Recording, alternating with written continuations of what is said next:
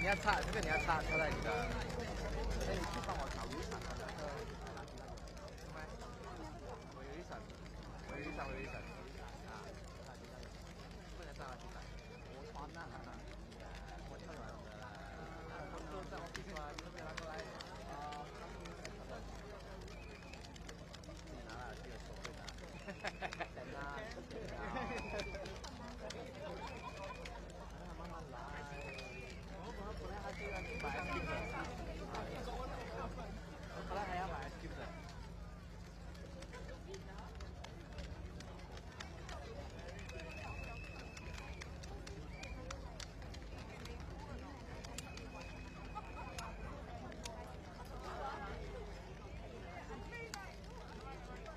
好多有多钱？我以前多钱？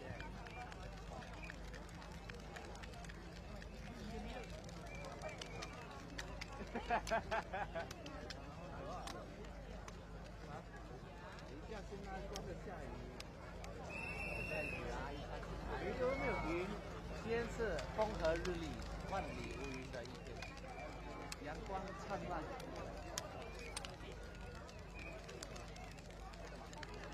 没有那么低啊，对地方的不一样，对。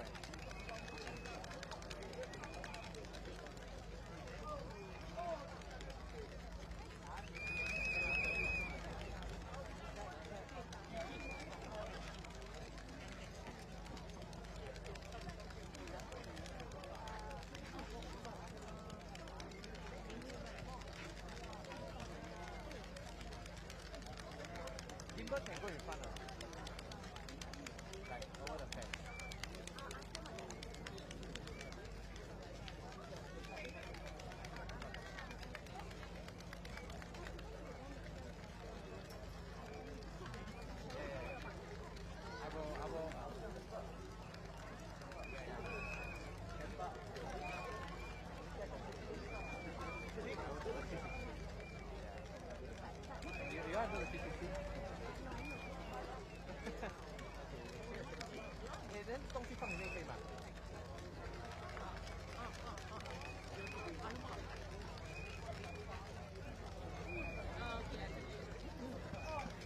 ，USC 你没有带哦。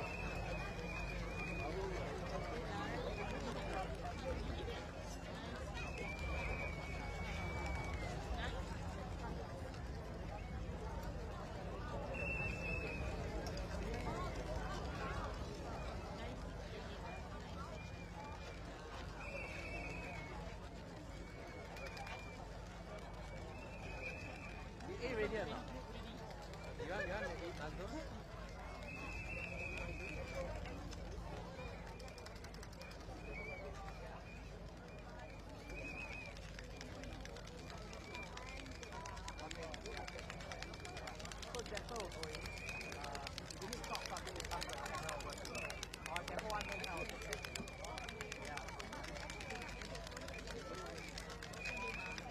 你们几个 camera 啊？这个 camera 试驾啊。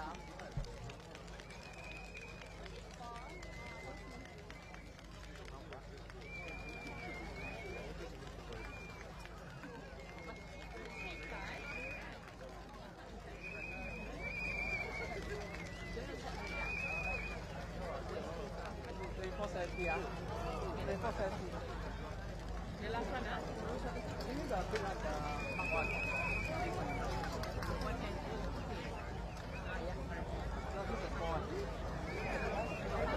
Taruh dah ni.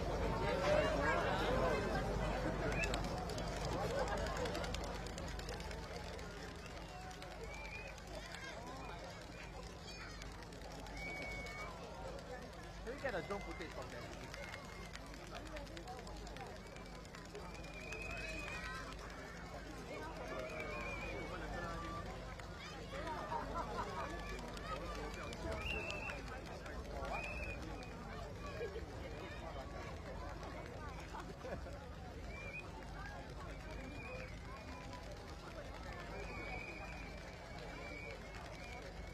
这样你在四架 camera 3个 lens。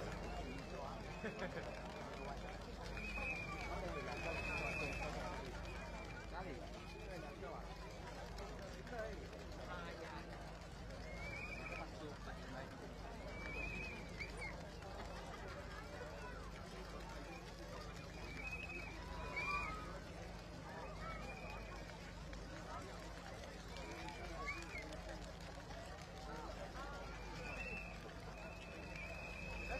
？7200需要用。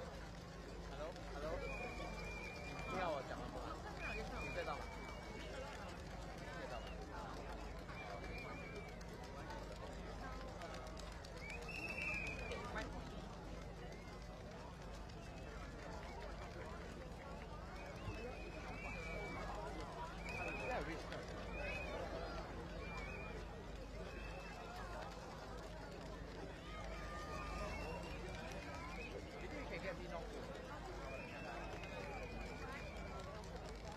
？Just leave him by himself lah.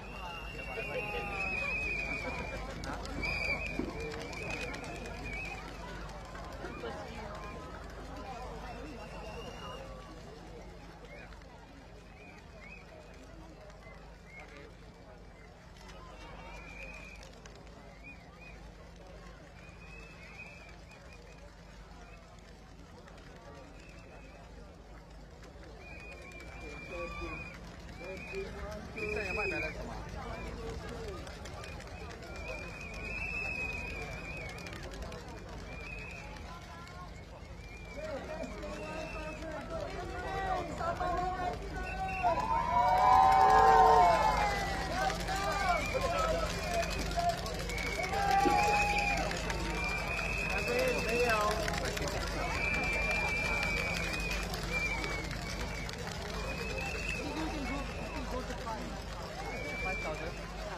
I want to go 5,000 5 balance.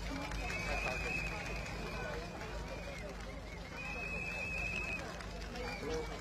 Yeah, I do 5,000 myself.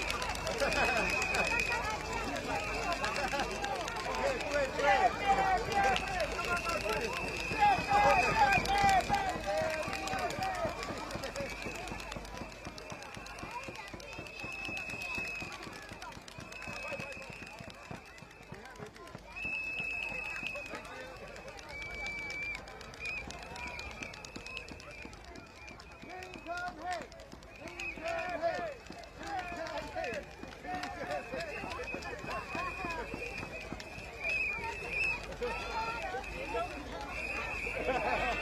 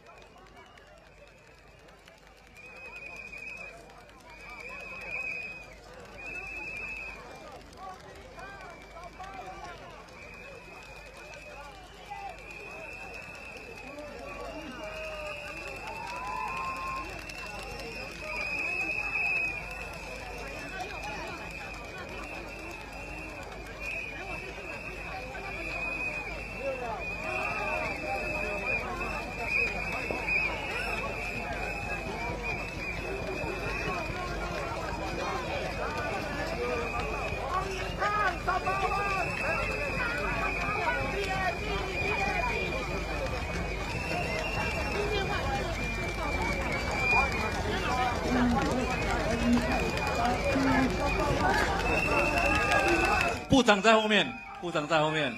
OK，Hello， Sabang Jurasi residents。哇 ，Number one。还有你呢？谁只听华语的举手。Hello, Sembawang! I cannot hear you. Hello, Sembawang! Wow. Hey, give a round of applause to our MC, Diana. Beautiful Diana. Thank you, and please give a round of applause to my handsome who never aged, Chen Kaping. Thank you. Wow, I love the atmosphere here, Chen. You see, like, oh my God, is everyone here? Wow, I think this is, well, at least thousands of people now here. Yeah, thousands of people are here. Those from behind, please come forward. Yang di sebelah belakang, sila maju ke depan untuk melihat calon-calon pemerintah anda di Sembawang. Wow, I love, the atmosphere gives you the chill. Wow. Wow. A long time never see anything like that. Correct. Wow, this is wonderful. You are the best, right? 你是最棒的。Yay! Wow, you see, I think you will lose out to our Minister Ong. Definitely.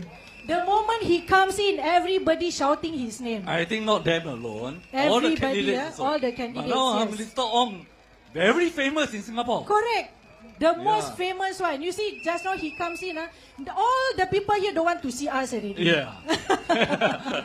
That's good sign. Yes, that's good. You That's should good. not be seeing us, Yes. but you should see the people who is going to rule Sembawang. Yes. Please give them a round of applause. 我是来这边讲话的，他们在这边为我们居民服务的， Okay. 你们有福气了。 Okay, can I ask, who is from Admiralty Residence? Admiralty 举手。 Mana penduduk daripada Sembawang? Wow. Mana penduduk daripada Woodlands?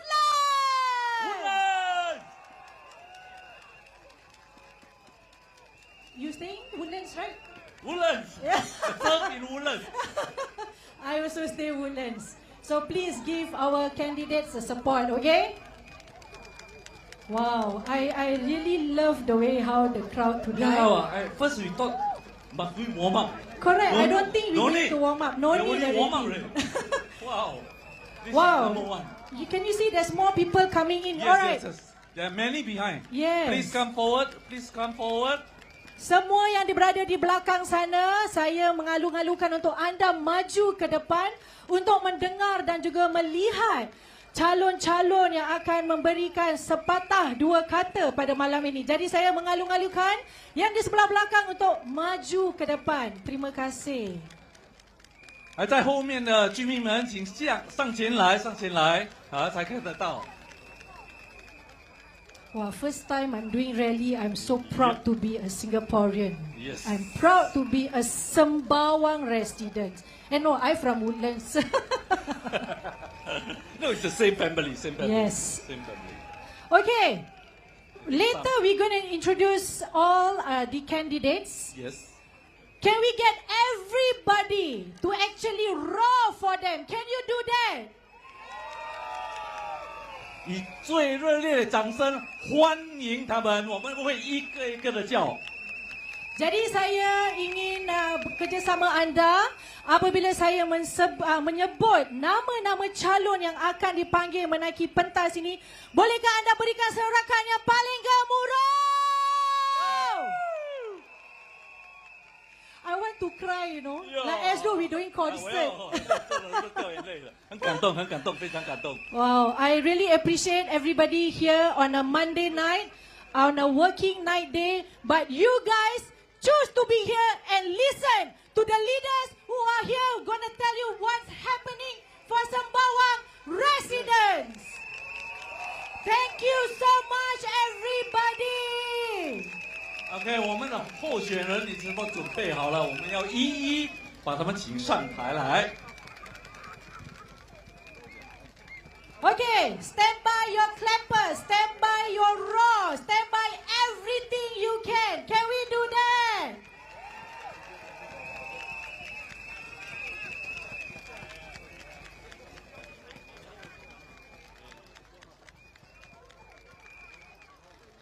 All right, are you ready, Sembawang residents? 我们要请我们的特别嘉宾是谁？ No, that one must wait. That one must save the best for the last. Yeah. Ah. All right. I'll speak in Malay first. Okay. Sekini kita ada tetamu istimewa. Jadi saya ingin anda semua untuk memberikan tepukan yang paling gemuruh. Ini dia, Dr. Lim. Wow. I only mention Dr. Lim only, no? You know who? Wow, that means, wow, Dr. Lim. Your supporters is still here for you. Dr. Lim Weekend! 林伟杰医生。Woo! Lim Weekend. And next candidates, I would like to invite. Wow, you see, I don't need to mention you got supporters already, sir. Mr. Vikram Nair! 韦凯先生。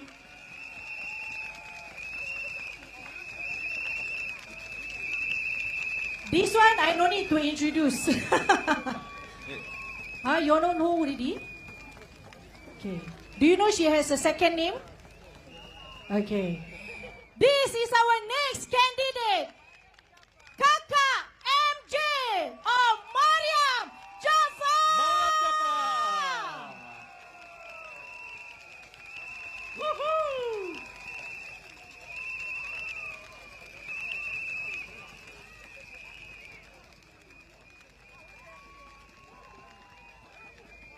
Wow, I like, oh my God. You can see the court is nearly full house tonight. Thank you, everybody. 后面的人继续向前来。 Wow, this is even better than the concert I do. Okay, the next candidates. Do you know who? Very handsome man. Wow, you see? 年 Say 轻有为。 handsome only. The bra is there.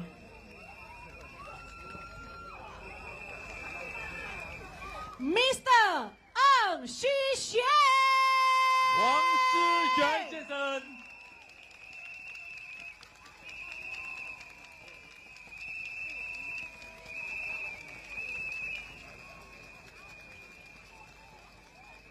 All right, the next candidates. Do you know who? Mr. Ong, wait lah. I say already keep the best for the last. That one I no need to say his name. Everybody will shout his name already. The next candidate.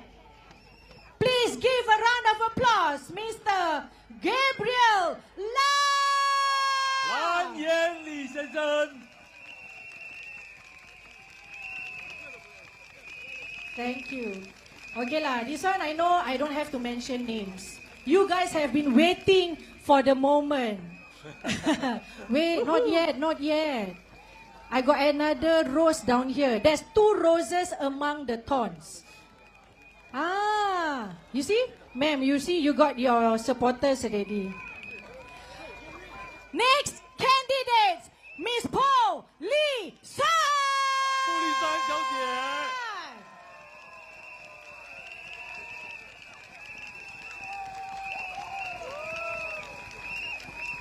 So you can see I got 2 roses among the thorns. And they are really sitting among the thorns. Very nice. This one, no need to mention already, yes, sir? No need to mention already. Don't mention. Who's the next one? 下一个是谁 See? Alright, the next one in here. Mr. O E K.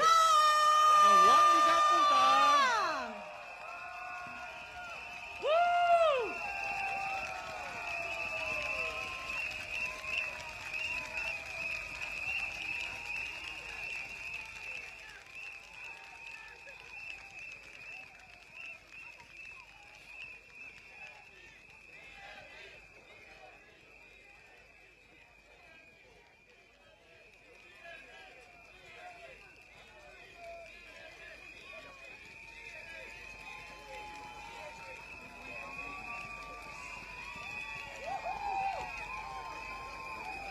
来再多一次，大声一点。好，我们首先要请林伟杰医生上来跟我们致辞，欢迎 Mr. 林伟杰。Beri tepukan yang paling gemuruh untuk Dr. Lim Wee Kiat. Dear residents of Sembawang and friends of Sembawang， 亲爱的三巴旺集选区居民们，大家晚上好。I am Lim Wee Kiat. Good evening to all. Honored to be invited by Minister Ong to speak at this rally tonight. I shall first say a few words in Mandarin, then proceed on to English. 大家晚上好，我是林伟杰，非常高兴以及荣幸能到今晚的群众大会跟大家分享几句话。19年前，我第一次参选的时候，成为这里的议员的时候，三巴旺那时候除了几座政府主屋，以及我们面前的三巴旺 MRT Station、Sun Plaza 购物中心，什么都没有，没有民众俱乐部，没有熟食中心，没有游泳池，没有综合诊疗所，没有健身室，没有室内体育场，巴士的航线也是非常缺少。这次我第一次来的时候，是第一个镇没有短镇巴士的，没有 feeder bus service， 连858的那个航线是绕道而行，没有穿过三巴湾，只往干巴士直接到宜春。当时的三巴湾有点偏僻，有点乌噜。我第一次来到的时候，居民跟我讲，这里是一个鸟不生蛋的地方。在这19年里面，我们细心的聆听，我们跟大家一起计划，我们跟大家一起互动，一起打造今天欣欣向荣的三巴旺。三巴旺今天跟19年前完全不一样了。今天我们有我们的 Canberra CC 很好的一个民众俱乐部，已经18年了，也是应该要翻新了吧。我们有我们的 Bukit Canberra 熟食中心、游泳池、综合诊疗所，以及我们新加坡最大的 Sports SG 健身房。我们有室内体育场，也有漂亮而独特的公园，尤其是我们新加坡独一无二的三巴湾温泉公园。三巴湾的巴士服务方面也改善了，我们目前有短站巴士859A 跟 B，858也穿进三巴湾镇了。目前也是有新的线883跟117。今日的三巴湾已经不如往以前一样，这里所谓说是鸡不生蛋的地方，鸟不生蛋的地方，反而是太多鸟了。在这19年里面，多靠大家一起努力，跟我们一起配合，一起打造今天温暖美满的家园。谢谢大家。在三巴湾，我们还有很多空间，还有很多空地可以发展，更精彩的还在后头。我希望三巴湾集选区的选民们，你们会把你们的神圣的一票投给人民行动党，让人民行动党继续为大家服务效劳，和你们一起共写三巴湾的故事的精彩的下一节。Dear residents and friends, in preparing for this rally speech, I look up and found our 4 last manifestos that PAP produced for Sembawang. Those 4 manifestos were produced in year 2006, 2011, 2015, and 2020. Looking through those manifestos, I realized 2 things have changed. First, I've gotten less hair and less youthful with each manifesto. When I first started in 2006, I was 37 years old then, the youngest in the team. Ko Buan said, you are youngest, you go to Canberra, because Canberra is the youngest. In 2020, suddenly I realized I became the oldest in the team. And of course, much less hair and less youthful. The second thing I realized was the steady progression and transformation of Sembawang in all those 19 years. All the proposals, all the promises in those manifestos have been fulfilled and delivered. Looking back at the 19 years of service, we have come so far and so long, and it's a long way together. We started as a small housing estate with very few facilities and amenities. Over the last 19 years, we listened, we discussed, we proposed, we debated, and we planned together with you. We lobby hard for you to create our beloved Sembawang. Together, we created a unique, a grateful, respectful, caring Sembawang that we are all proud to call home. Today, Sembawang is different. In Sembawang, we have the first inclusive playground with the largest collection of swing in Singapore, Canberra Park. We have the first HDB water playground in Jelutong Harbour Park, and now many other HDB estates want that and are planning to do, including Marine Parade GRC. Both playgrounds were Straits Times top playground of the year in Singapore. We also have Bukit Canberra, a project that we deliver together with you. We spend countless hours consulting you, focus group discussion. And this is the first green community hub in Singapore. 800 seats, hawker center, state-of-the-art polyclinic, healing and therapeutic gardens, swimming pools with indoors and outdoor pool, the largest sports SG gym in Singapore, largest wooden indoor sports hall with 18 badminton courts, and soon to come, dog run area, and a second library in Canberra House on top of the hill. We did this together, and I'm also proud that we proposed and pushed through for the Sembawang Hot Spring project. Hardware is not enough without software. With software programming, we created a closely knit community, a big Sembawang family, through our floor parties, through our care project, Breakfast with Love, festive cheers, Belanja a meal, our quarterly grocery distribution for our needy families, Harvest with Love, as well as Golden Generation Lunch, our Buka Puasa with all our Muslim household, Brisk Walk, many more programs with all of you in mind. Together, we did it together. Over the past few weeks, leading to nomination day, I had the honor and privilege to work with 2 of our new candidates, Mr. Gabriel Lam and Mr. Unsuen. Mr. Gabriel Lam is 15 years younger than me, and Mr. Unsuen is 20 years younger than me. Both are young, energetic, passionate about their cause to serve. They have families like you with young children. Both are highly successful in their career, working in the SME sector.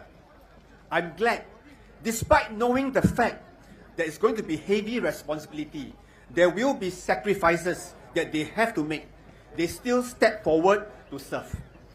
I'm very sure, if elected, both of them will be very good MPs serving Sembawang, so please give them the fullest support.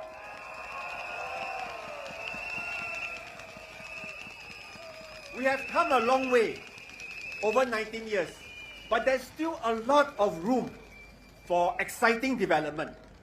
Unlike other merchant estates, we have the entire northern part of Sembawang that was due for redevelopment, especially when Sembawang Shipyard moved out. The next chapter of the Sembawang story will be more exciting. But first, we need your vote, we need your help to vote in the best team to serve you that you can trust, the team that will deliver, that can deliver, and most important, work with you and write the next chapter of Sembawang story.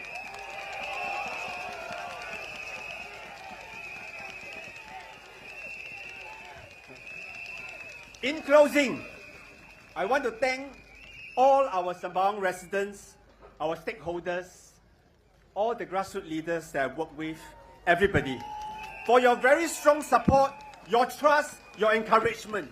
All these years, we shed tears, we shed laughter, we went through ups and downs through the COVID.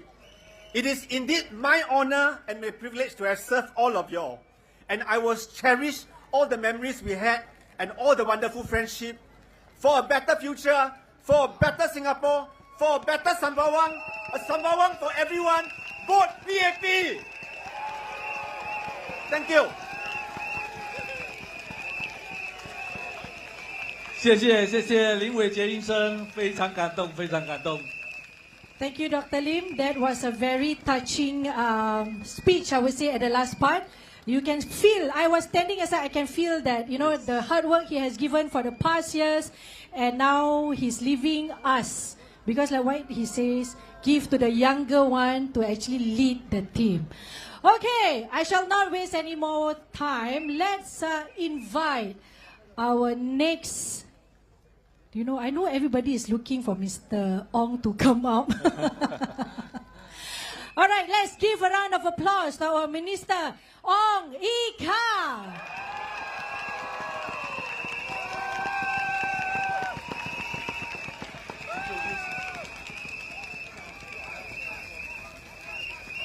I am not yet speaking. I'm here to introduce my special colleague, Mr. Vikram Nair.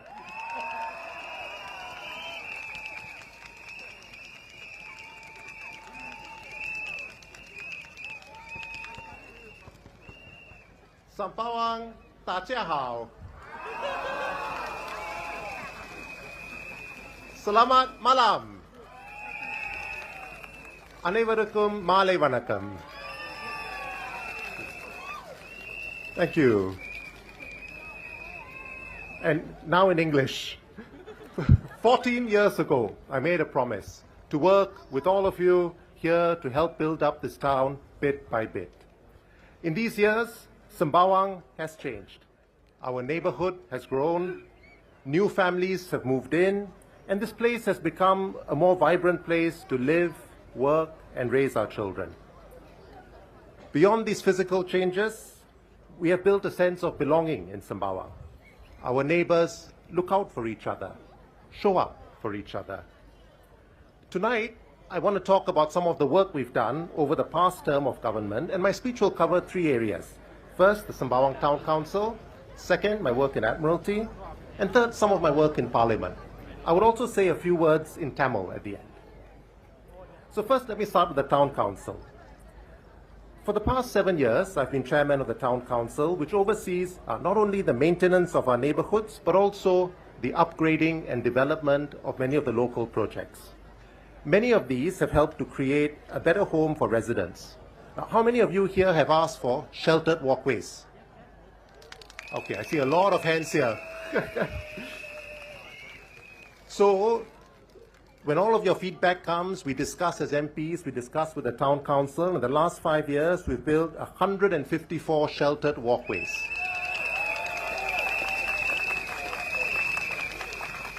Who likes the green spaces in Sembawang, the parks and fitness corners? The last 5 years, we've upgraded 44 parks and fitness corners. Community gardens. How many of you like gardens? Yeah. So the number of gardens has grown up from 28 to 60. But we are also going green. We are switching to solar. So 90 blocks have been installed with solar panels. And of course, what are the things that we all like? Neighborhood upgrading and HIP, right, to improve our communities.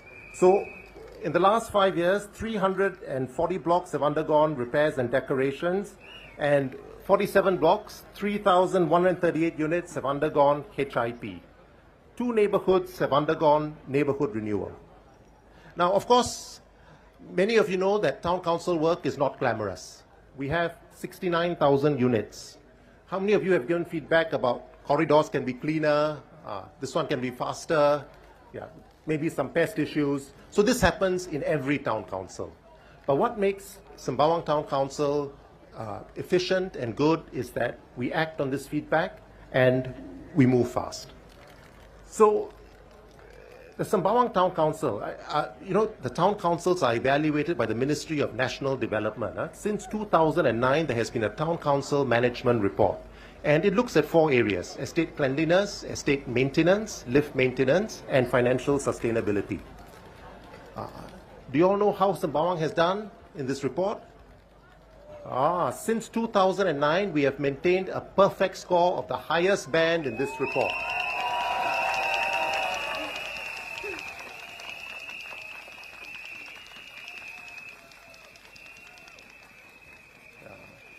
Thank you. The other thing that's important is corporate governance, because town councils manage a lot of money, and since 2023, the MND has also been evaluating town councils on corporate governance, and we take that seriously. And since these reports have come out, we have also achieved the top band in corporate governance for the last 2 years.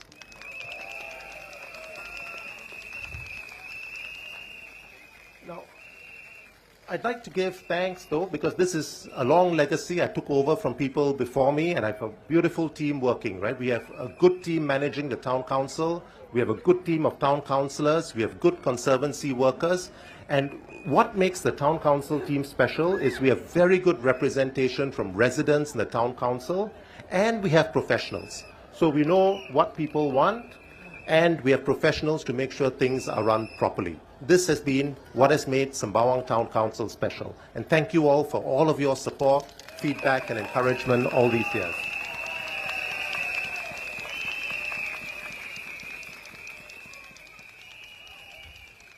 Now, in the coming term, we have more big projects coming.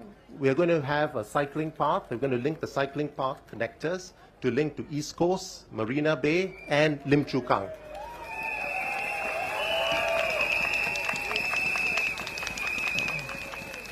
Solar panels, we have 90 blocks now. Our plan is to go to 770 more blocks in the next 5 years. So we'll be going greener and cleaner, saving money for everyone.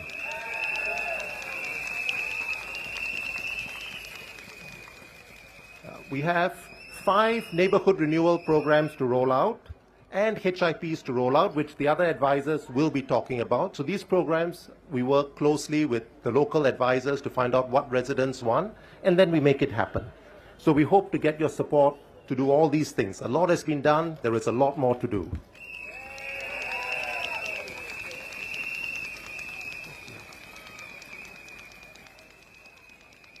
Now, thank you. Now, let me talk a little bit now about Admiralty. I can see a number of you have come from Admiralty. Thank you. It's a... So this is the area that I've looked after. We all look after different areas. And Admiralty, I think one of the big developments we had in the last round was the Woodland South MRT station. Residents can now go to the Orchard area in less than 30 minutes, and they can even get to Gardens by the Bay and East Coast Park. The Town Council, for its part, has worked with LTA to improve sheltered connectivity to the MRT station. Over the last few years, we also saw the upgrading of Vista Park, which now includes a range of playgrounds, fitness equipment, and equipment for seniors, basketball court, barbecue pits, and unique in this area, a petang court. Let you all find out what petang is.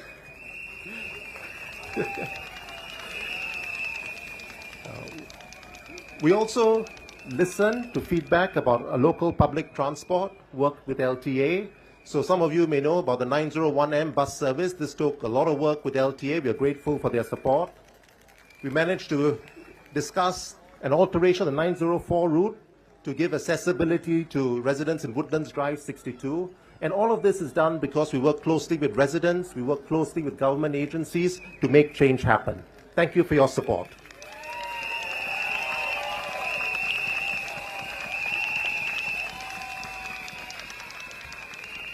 Now, previously I also used to be responsible for the Admiralty Place area, Kampong Admiralty, and when Admiralty Place was undergoing renovations, we came together as a team, and at that time, the MP for around the Galaxy area, Mr. Amrin Amin, kindly opened up the pavilion to have the Admiralty Wet Market operate there.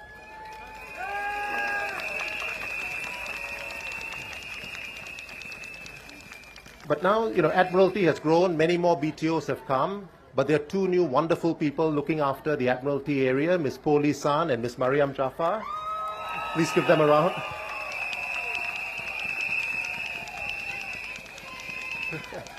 And thanks to their work, this area remains in good shape. There are a lot of programs there, and many Admiralty residents have gone there to enjoy the programs.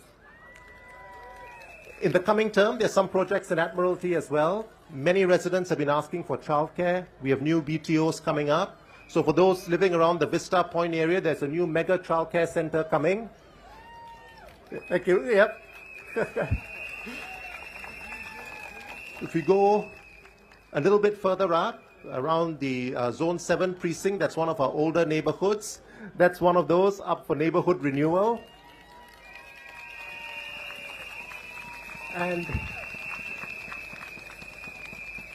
finally, if you go to the top near the Admiralty area, many people have been requesting for covered connection to Admiralty MRT. So that is in the works for the next term.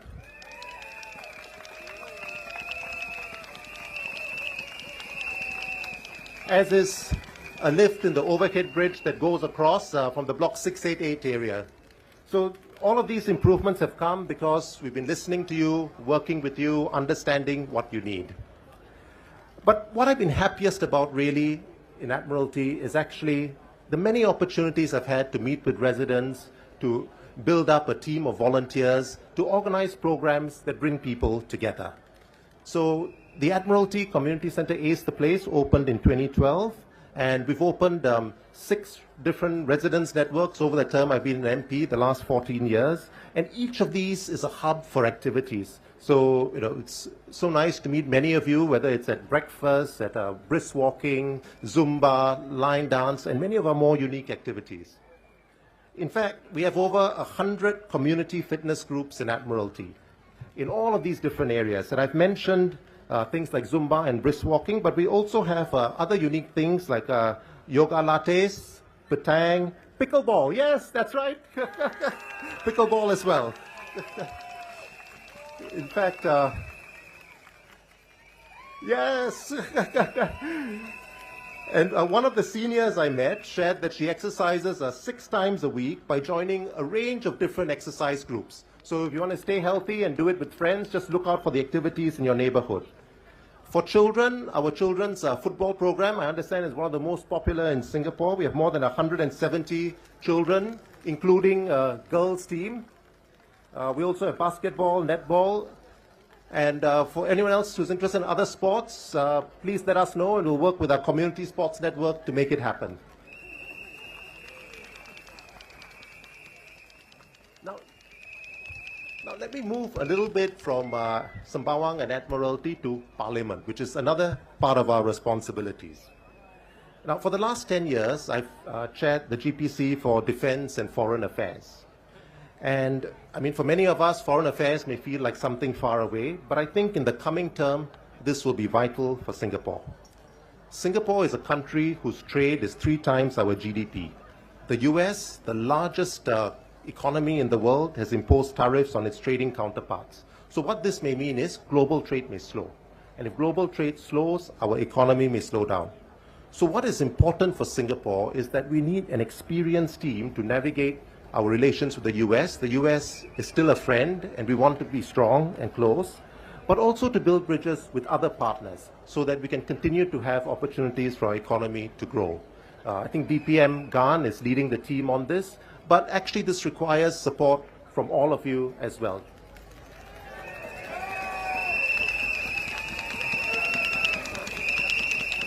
The party needs a strong mandate so that we can stand as one country when dealing with our foreign counterparts. Now, as GPC chair, I not only discuss foreign matters in Parliament and behind the scenes with the leaders, but I also meet with counterparts from other countries, including their own foreign relations committee members as well as chairmen. And I think it's important for us to build these bridges at different levels. Now, in relation to defense, I've spoken up regularly on the importance of investing in national defense and security, and taken a special interest in digital technology and investment in mechanized warfare. With our falling population, we do need to invest in technology so that we will be able to defend ourselves. Now, I noticed that the SDP had in the past proposed cutting the defense budget significantly, seemingly to fund a lot of their other proposals. This is something that no other opposition party I'm aware of, including the Workers' Party, would suggest. Now, none of us want war, none of us expect war, but neither did Ukraine 15 years ago. But if war were to come to us, how many of you think some other country is going to defend us? Maybe the US, China, Indonesia, Malaysia. Does anyone think they'll come to defend us? No, right? They're all our friends, but asking someone else's people to die for you is a very big ask. So we must be able to defend ourselves. And I think it is necessary and important for us to continue to speak up strongly to keep Singapore's defense forces strong. And we need your support for this.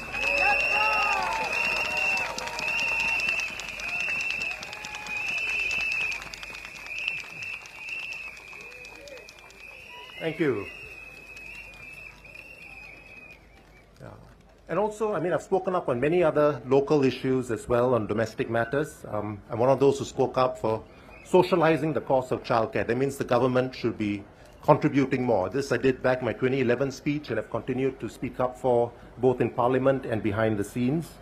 I've also shared suggestions on legislation relating to workplace discrimination, spoken up about why it's important, again spoken up behind the scenes as well. And these are all matters on which the government has moved. I've also spoken up on retirement. As some of you may know, I mean, I believe that people should be allowed to work for as long as they wish. And this is something that older workers should get extra protection for. Now, thank you.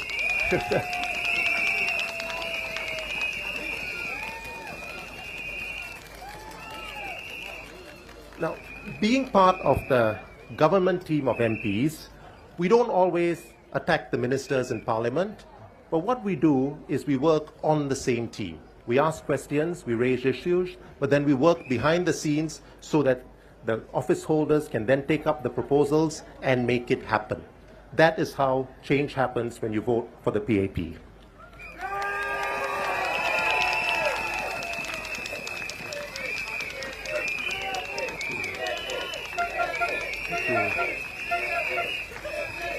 Now, we still have a lot to do in Sembawang. You have seen our manifesto. In this GE, you will hear many promises. But making promises is easy. The hard part is keeping them. Now, you've heard from my colleague, Dr. Lim. He's been keeping promises from 2006. We have delivered on our promises time and time again, and we plan to continue to do so. For the past 60 years, PAP has delivered for Singapore. On May 3rd, please give us your support so that we can continue to deliver for you.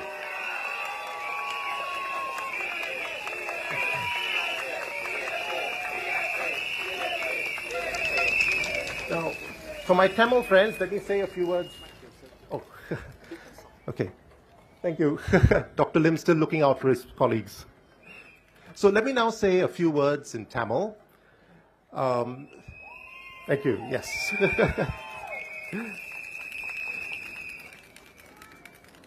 Okay. Tamil மொழி சிங்கப்பூரின் 4 அதிகாரத்துவ மொழிகளில் ஒன்று. நம் நாட்டின் மக்கள் தொகையில் 5 விழுக்காட்டினரே தமிழ் மொழியை பேசுகின்றனர். இதனால் தமிழ் மொழியை வாழும் மொழியாக நிலைக்க வைப்பது சவால் மிக்கதுதான்.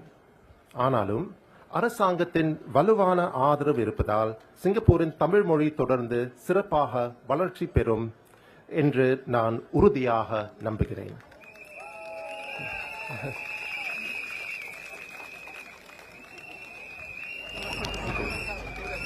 ஒவ்வொரு ஆண்டும் சித்திரை மாதத்தில் தொடங்கும் தமிழ் மொழி விழா சமூக அமைப்புகள் ஒன்று கூடி தமிழ் மொழியை கொண்டாடவும் வளர்க்கவும் உதவுகிறது. இவ்வாண்டு 46 நிகழ்ச்சிகள் இடம்பெறுகின்றன. இதற்கு காரணமாக இருக்கும் அத்தனை அமைப்புகளுக்கும் நான் நன்றி கூற விரும்புகிறேன்.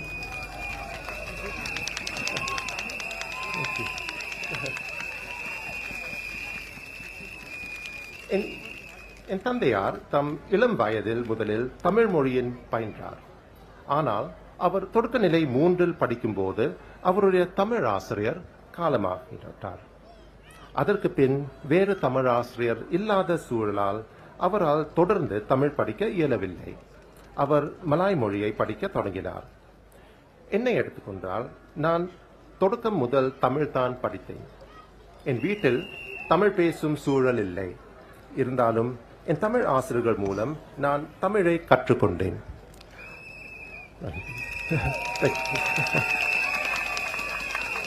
For those who don't understand, I was saying I didn't speak Tamil at home, but thanks to the efforts of my teachers, I managed to learn Tamil after starting in primary 1.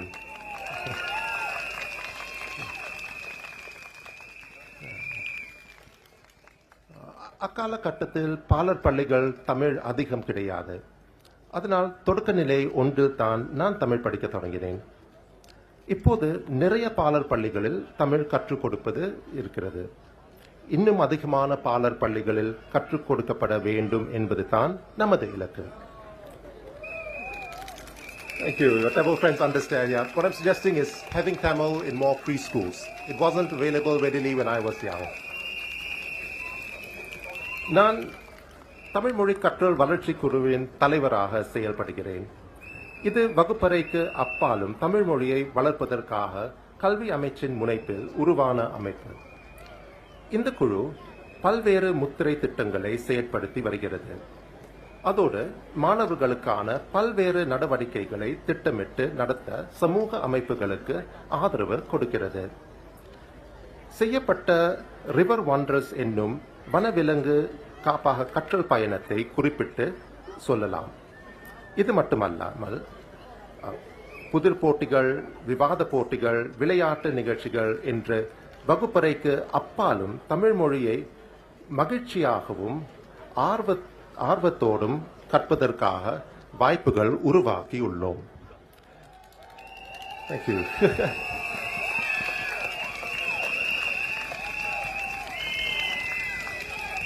Thank you. Tamil படிப்பதற்காக வாய்ப்புகள் குறைவாக இருந்த ஒரு காலகட்டத்தில் இருந்து இன்று எல்லா நிலைகளிலும் தமிழ் படிக்கும் மகிழ்ச்சியாக பயன்படுத்தவும் வாய்ப்பு வசதிகளை உருவாக்கியுள்ளோம் என்ற நிலைக்கு வந்திருக்கிறோம்.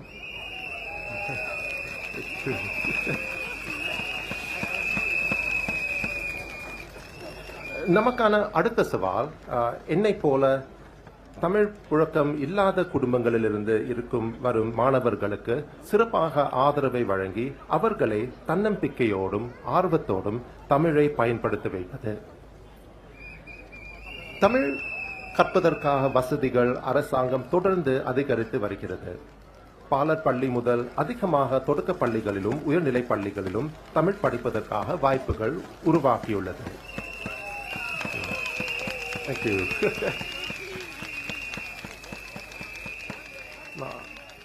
அதனால் தமிழ் ஆசிரியர்களுக்காக தேவை அதிகரித்துள்ளது. நான் சிங்கப்பூர் தமிழ் ஆசிரியர் சங்கத்தின் ஆலோசகராகவும் இருக்கிறேன். தமிழ் ஆசிரியர் சங்கம் கல்வி அமைச்சோடு இணைத்து தற்போது நிலவும் தமிழ் ஆசிரியர்களுக்காக தேவையை சமாளிக்கவும் தமிழ் ஆசிரியர் பணியில் சேர்பவர்களில் எண்ணிக்கையை உயர்த்தவும் முயன்று வருகிறது.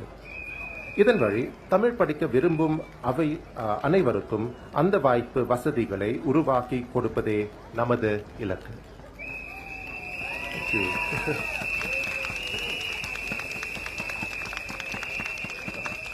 மக்கள் செயல் கட்சி அரசு சிங்கப்பூரின் பன்மொழி சூழலை கட்டிக்காப்பதில் கடப்பாட்டு கொண்டுள்ளது. இம்மொழிகளை வாழும் மொழிகளாக நிலை பெற செய்வதிலும் மேம்பாடு காண செய்வதிலும் உறுதியோடு செயல்பட்டு வருகிறது. அவ்வகையில் இதுவரை நாம் நிறைய செய்துள்ளோம். இன்னும் அதிகம் செய்ய வேண்டியுள்ளது. தொடர்ந்து நாம் இன்னும் முனைப்போடு செயலாற்ற இந்த பயணத்தை தொடர மக்கள் செயல் கட்சிக்கு ஆதரவு தாருங்கள். நன்றி, வணக்கம். Thank you, Mr. Vikram Nair. Thank you. Thank you so much. So, where is Sembawang? Where are you? 哇，还有很多人呢，后面走过来，上前来。Wow, I think this is more than what we expected. Yes. More than what we expected. I am really happy to see everyone here tonight, to see the leaders here, the candidates that's going to rule Sembawang again. Give them a round of applause! Yay! Woo! Okay, who's next? This one I must say something. This one also I must say something. I must say something. I also. OK， 我用华语来讲我在无人服务了10多年，过去的5年我跟他相处，哇，不得了！我亲眼看到他鞠躬尽瘁、尽心尽力的为你们服务，而且他对其他的族群都是一视同仁的。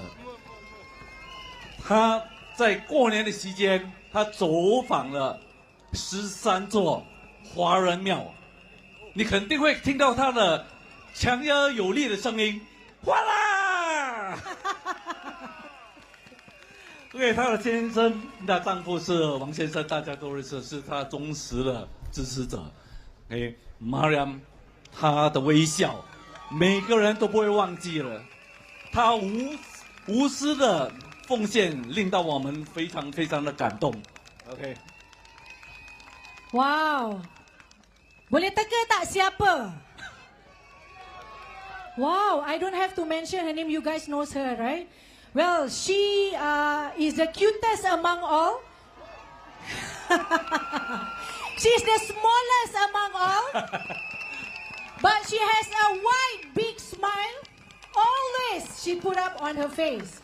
Even though, she is the toughest lady, I would say. She always give me hard time. All right. Wow, you see? You will never walk alone. And next candidate, Miss Mariam Jaffa.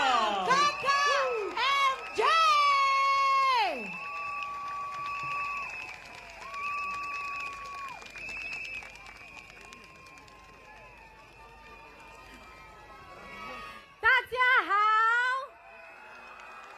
Assalamualaikum, salam sejahtera, and good evening Sembawang. A very special shout out to all the residents from Woodlands Town who came to Sembawang. And of course, a very special shout out to all our Liverpool fans. Congratulations on number 20. And I'm sorry, Minister Unsuen and Gabriel, but we are even now. I am so happy to be with you tonight. You know, we didn't get to have a physical rally when I was here as a new candidate 5 years ago. So this is my first rally. Unfortunately, I'm a little bit under the weather, so I'm not at 100%, but I'll try my best. So 5 years ago, I joined politics to give back. To be honest, back then I wasn't sure. I didn't know if I would be up for it. But today it feels like the sum of all my experiences, my childhood, my family upbringing, my education, my career, and my journey was all to prepare me to be standing here for the biggest honor of my life today. And that is serving as your Member of Parliament for Sembawang GRC. Thank you for making this home. Thank you for making me part of your family. And you know the thing about families? Families stick together. Am I right? Families fight for one another. My team and I, we have walked alongside you. Students, seniors, caregivers, job seekers, persons with disability, people with mental health challenges, young parents, single parents, ex-offenders, second chances, business owners. I've heard your stories, your worries about cost of living, your frustrations about the cost of doing business, your fears about not being able to afford a home, your hopes for your children, your fears about aging without support. And I carry them with me here in my heart into every discussion and every debate. I have been a strong voice in Parliament for investing in our people through education and reskilling, and for empowering our people with opportunity, including in new growth areas like AI and the green economy. I have pushed for inclusive hiring, hiring based on skills and not on paper qualifications, for fair workplace policies, for family-friendly workplaces. I've advocated for mental health to be on par with physical health. And I've spoken about how support needs to be simpler, more practical, more timely, more dignified.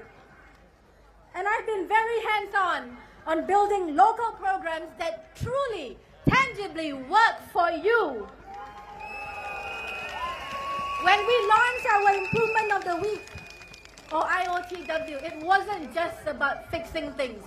It was about proving that small things, no issue is too small to pay attention to. And no issue is too big to really put our heads together and lead our agencies to crack, if it matters to you. When we launched Belanja a Meal at Woodlands, it wasn't just about free meals. It was about paying it forward because you can. And when we launched Store at Woodlands, it wasn't just about giving out groceries. It was about choice and dignity.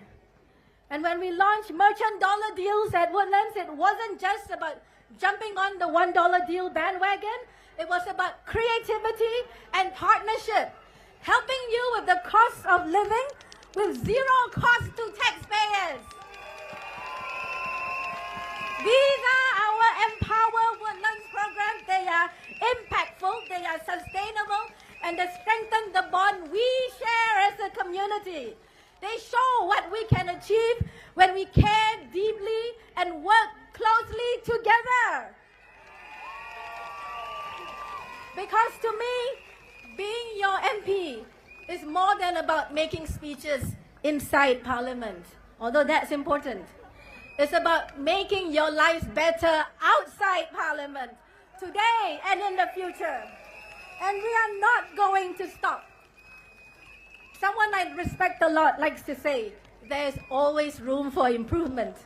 So tonight I want to share 3 improvements I am cooking. First, store at Woodlands.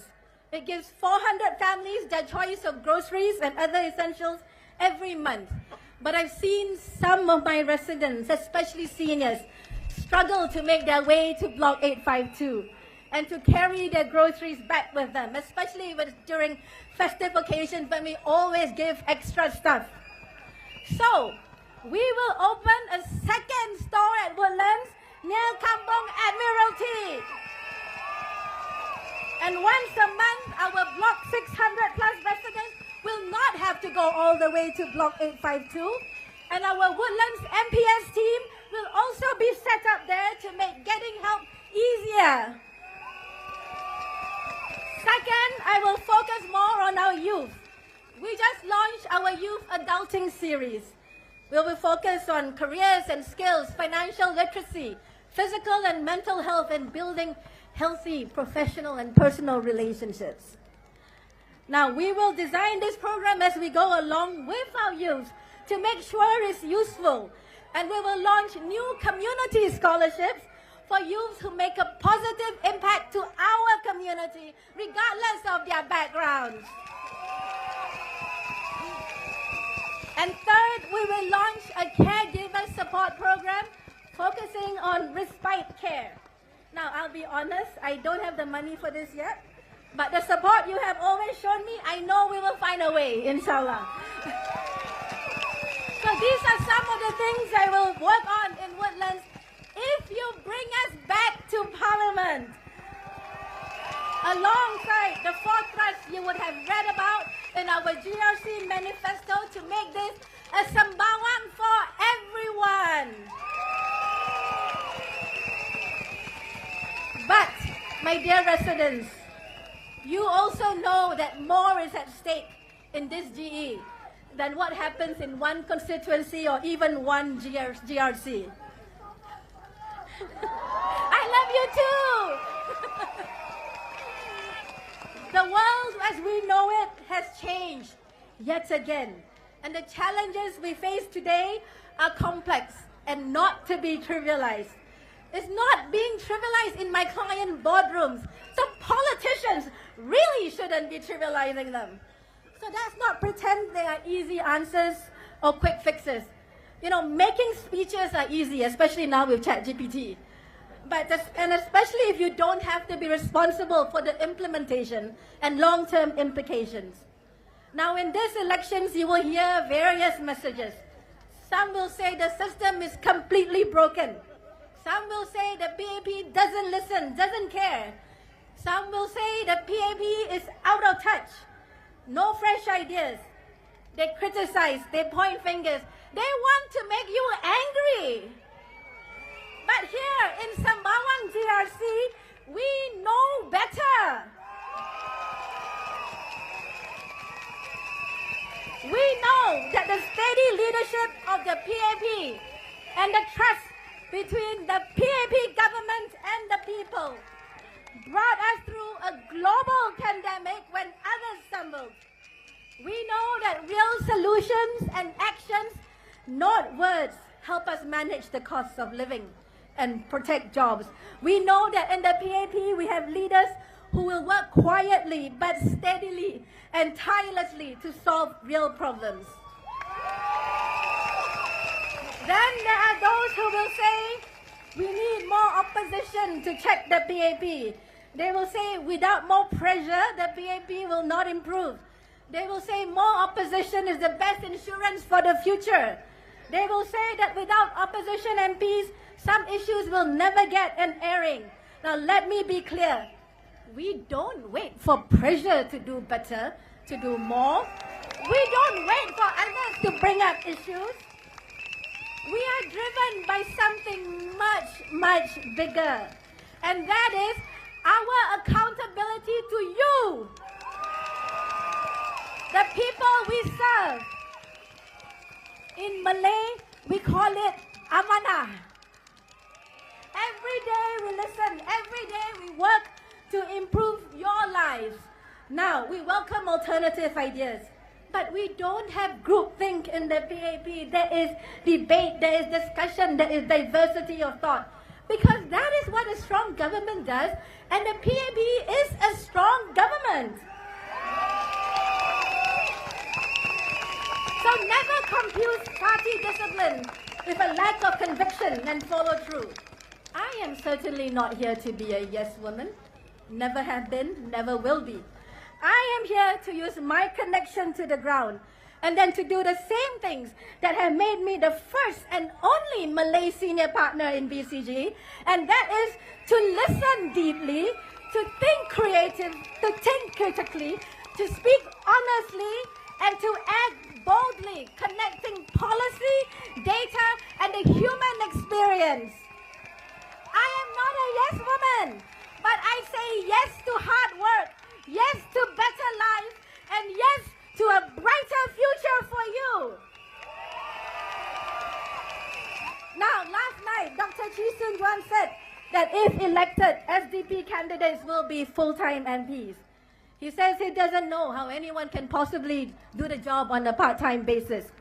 He misses the value of bringing different perspectives, our networks, to solve residents' problems. Being full-time is not the same as being effective. Our Sembawang GRC team and my sister, Ms. Polly San in Sembawang West, we bring real-world experience. We are connected to our people. We understand the challenges faced by business, and we bring our network. We are relevant. We are not stuck in some time warp, rehashing old arguments and criticism that no longer hold true. And we get things done. Singapore doesn't need MPs who clock in and out. We need MPs who make the hours count. That's what matters. It doesn't matter whether it's part-time or full-time. It matters whether we are grounded and effective, whether we solve problems and deliver results. Now, I looked at the policy proposals in the manifestos of various parties. They say they have bold ideas. But when you look at the details, the plans, you will easily see where there are holes. Ask yourself, are these ideas practical? Are they sustainable? Are they responsible? And what are the long-term consequences? Because it is you and your future generations who will suffer as a result. Now, there's something I find really disquieting.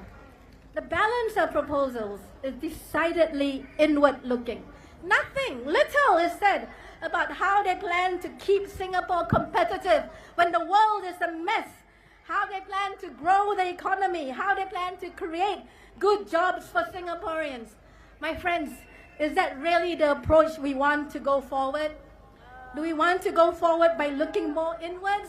Or do we want to build a future where we look out into the world and grab the opportunities and grow the pie for all of us? Being open to the world, to ideas, to talent, to capital, to trade has helped Singapore grow and become a global hub.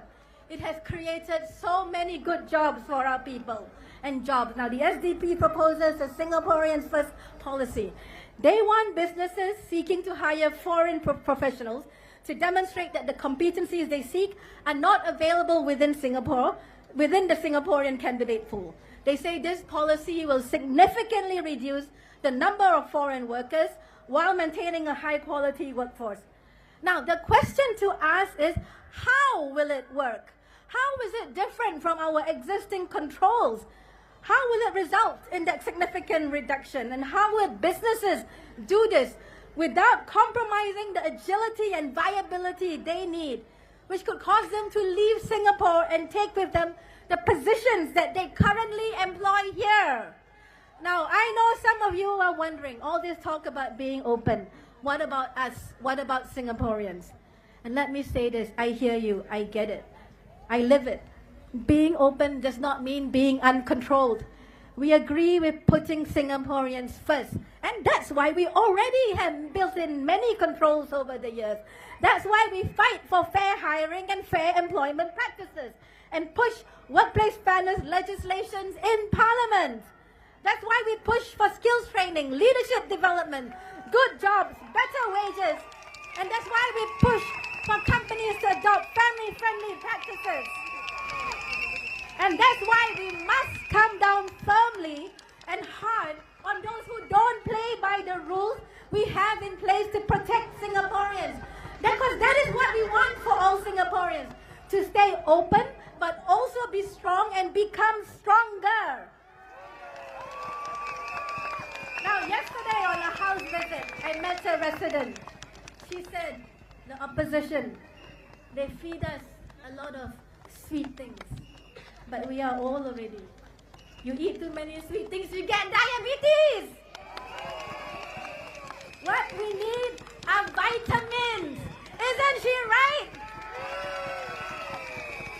So I urge you, when you listen to these proposals, be informed and reject the proposals that chip away at the very foundations that gave us our competitive advantage and make us resilient. And that is our fiscal strength, our brand, our reputation for stability, and our business-friendly environment.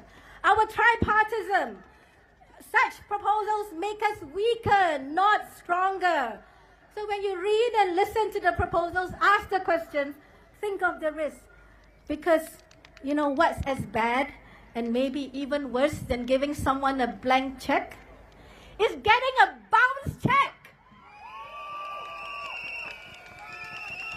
Saudara-saudari sekalian yang saya hormati dan saya kasihi, ada yang cuba menanam rasa ragu di hati kita.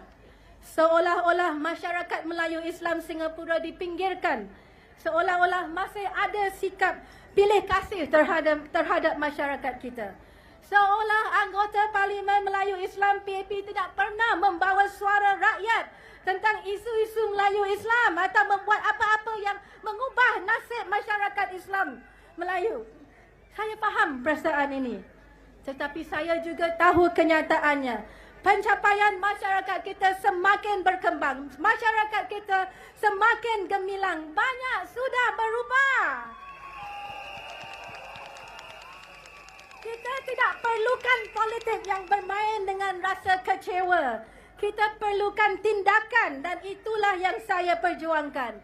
Saya bekerja bersama anda, bersama M Kuasa 3 dan badan-badan Melayu lain di peringkat nasional dan di peringkat GRC Sembawang untuk memastikan lebih banyak peluang pendidikan untuk anak-anak Melayu Islam kita. Lebih banyak sokongan untuk keluarga Melayu Islam melalui berbagai program sosial seperti Store at Woodlands. Lebih banyak ruang untuk usahawan Melayu Islam membina kejayaan dan untuk karyawan Melayu Islam meningkat kemahiran mereka dan mengeratkan jaringan hubungan. Lebih banyak program untuk menjaga kesihatan fizikal dan mental sebagai kelab kesihatan Woodlands kita.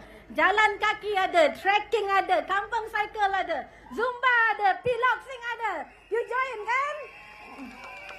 Lebih banyak kemudahan untuk penduduk Melayu Islam seperti makanan halal, pilihan makanan halal yang begitu luas di kampung di Admiralty Place sekarang. Lebih kurang 70-80%. Lebih banyak sokongan untuk memperkasa karya dan memartabatkan para asatiza demi memperkukuh nilai-nilai rohani dalam komuniti kita. Mungkin ada di antara anda yang menjalankan solat raya di Woodlands Sports Pavilion? Yes. Saya dan anggota Parlimen Melayu Islam PAP tidak pernah takut mengangkat suara serta harapan masyarakat Melayu Islam ke dalam Parlimen dan menyampaikannya secara direct kepada barisan kepimpinan negara. Saya ingin menyentuh satu perkara yang saya tahu sangat dekat di hati kita semua ini. Di dalam Parlimen, iaitu Gaza. Di dalam Parlimen, AP Melayu PAP lah yang antara yang pertama membangkitkan isu konflik di Gaza. Bukan AP pembangkang. Kami juga menggerakkan komuniti kita untuk bangkit bersama. Mengumpul dana, menghantar dana. Dan saya ingin mengucapkan ribuan terima kasih kepada penduduk Woodlands dan Sembawang yang telah menyokong usaha murni mengumpul dana buat saudara-saudara kita di Gaza kami telah berjaya mengumpul dana sebanyak 300,000 melalui konsep amal rock untuk rakyat seperti Spirit of Sembawang Ramadan Charity Fundraiser. Saudara-saudari, kita lihat kejayaan pelajar-pelajar kita yang masuk universiti. Kejayaan karyawan-karyawan kita dalam pelbagai bidang, termasuk dalam bidang pertahanan negara. Major Iskandar, F-15 fighter pilot. Colonel Fairuz Hassan, Ketua Infanteri. Lieutenant Danisha, pegawai Navy yang perempuan yang pertama. Inilah kisah-kisah yang perlu kita fikirkan setiap hari ketika kita menjalankan tugas dan membesarkan anak-anak kita. Kisah di mana impian menjadi kenyataan dan di mana bakat serta kebolehan digunakan untuk memperbaiki mutu kehidupan keluarga dan memperkuatkan komuniti kita. Kisah-kisah yang menyatukan hati kita. Kita tidak perlulah rasa kasihan atau rasa marah. Kita perlukan rasa keyakinan. Saya di sini untuk bekerja, untuk memperjuangkan suara kita dan untuk memastikan masa depan masyarakat Melayu Islam terus cerah dan berdaya maju di Singapura. Pilih pemimpin yang bukan hanya berapi semangat tetapi benar-benar bersedia memimpin. Pilih pemimpin yang bukan sekadar kuat berkata-kata tetapi kuat dalam tindakan. Pilih mereka yang tidak terperangkap dalam perjuangan lama tetapi membina jambatan harapan untuk masa depan. Pilih Parti Tindakan Rakyat PAP dan bersama insyaAllah kita akan terus maju.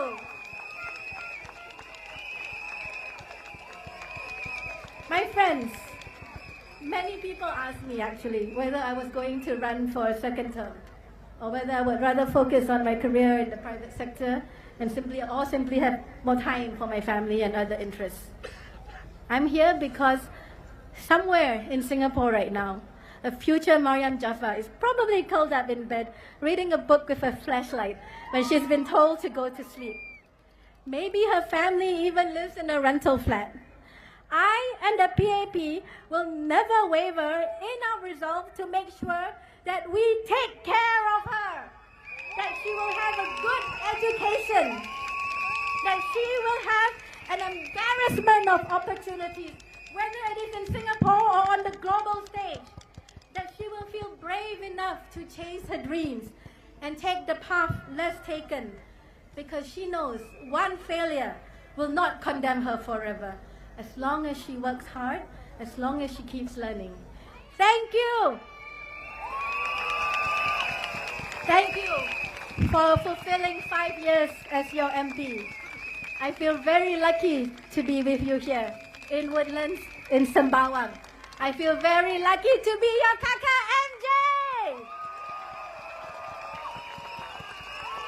Now, you have a choice who you want to vote into Parliament in the next 5 years. A vote is a very powerful thing. It's your voice, it's your future. This election is not about sending a message. It's about choosing the team you trust to serve you day by day, year after year. We ask for your support so that we can continue to walk this journey with you, humbly, sincerely, and with all our heart. Will you choose substance over sound bites? Will you choose unity over division? Will you choose hope and not anger to drive us forward?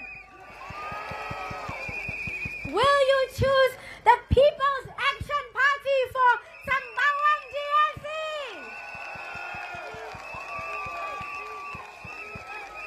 Majulah Singapura, and thank you very much. Thank you, Kaka MJ. Beri tepuk yang gemuruh. Amanah. Itulah ada words-nya.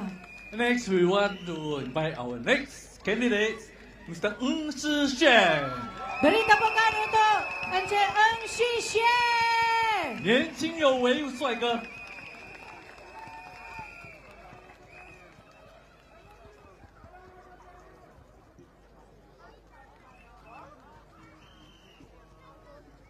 Good evening, residents of Sembawang, Canberra, and friends from all over Singapore. Thank you for joining us tonight. As I was walking in and greeting some of you, I see many familiar faces. My name is Unsuen. Most of you know me simply as Xuan. 2 weeks ago, a friend asked me, "Do you feel out of place in Sembawang?" I was surprised and asked, "Why would I?" She said, "It's far from where you used to serve. Can you understand the ground?" But my experience so far has shown the opposite.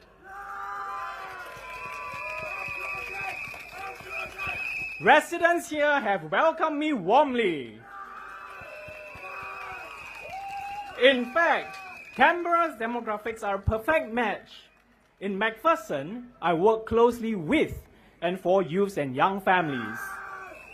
And here in Canberra, we meet so many young people and families daily. I feel like I fit right in, like a fish in water, they say, 如鱼得水. So Canberra did not just accept me, it welcomes me. Now, I understand a large part of being an MP is to listen to concerns and addressing them as best as we could. Some could be municipal, other national policies. This is what my predecessors and colleagues have been doing. Improving the town and acting on feedback is a never-ending process, and I will try my best too. For example, cyclists suggested that we paint the cycling paths in red for better visibility. If elected, and I'm in charge of the town council, rest assured there is something that I will certainly look into.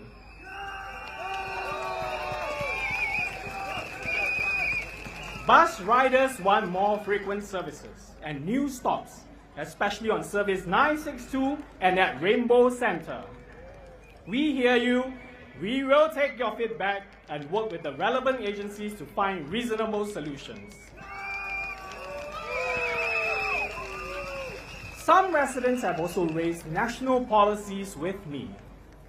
On my house visits, a senior asked me if he could use more of his Medisave for outpatient visits, as he has a healthy balance.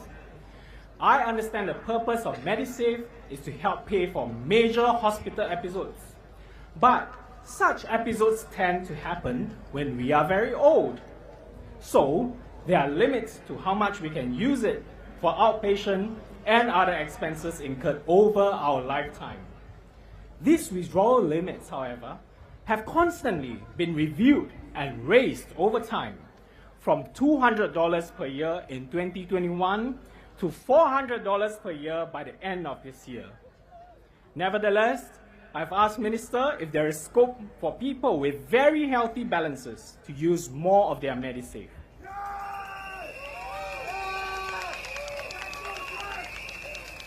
I'm glad he said he has an open mind, and it's something that the ministry has been studying.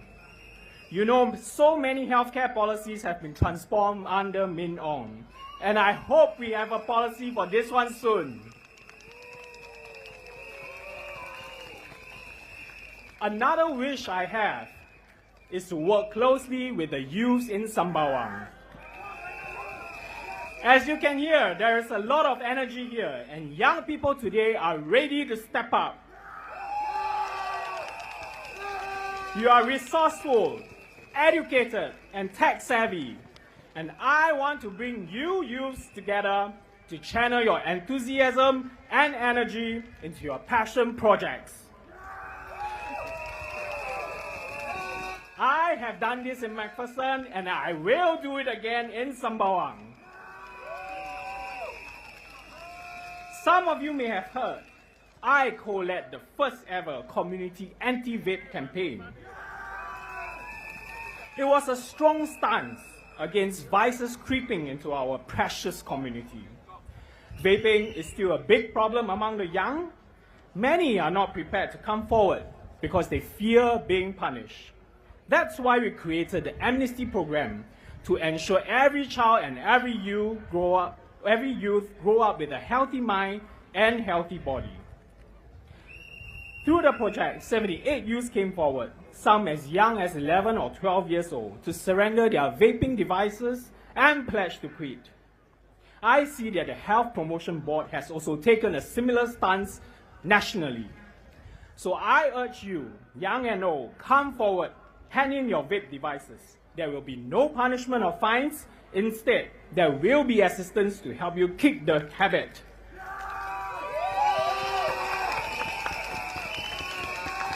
Now, what this project also shows is that when we trust and empower the youth, we will step up. And there is so much more we can do. Small trials, big dreams. Local solutions for local issues. Finally, I want to talk about Sembawang's future. We have grown spectacularly over the past 25 years, but we are just getting started. The northern parts of Sembawang today still have huge open lands. The 2 large worker dormitories opposite the shipyard has closed, and the land is now back with the authorities. And soon, as Dr. Lim mentioned, the Sembawang shipyard lease will end. Just imagine the exciting developments coming to our Sembawang coast. And Canberra is a key part of this exciting journey. So please support our team and let's shape this future together.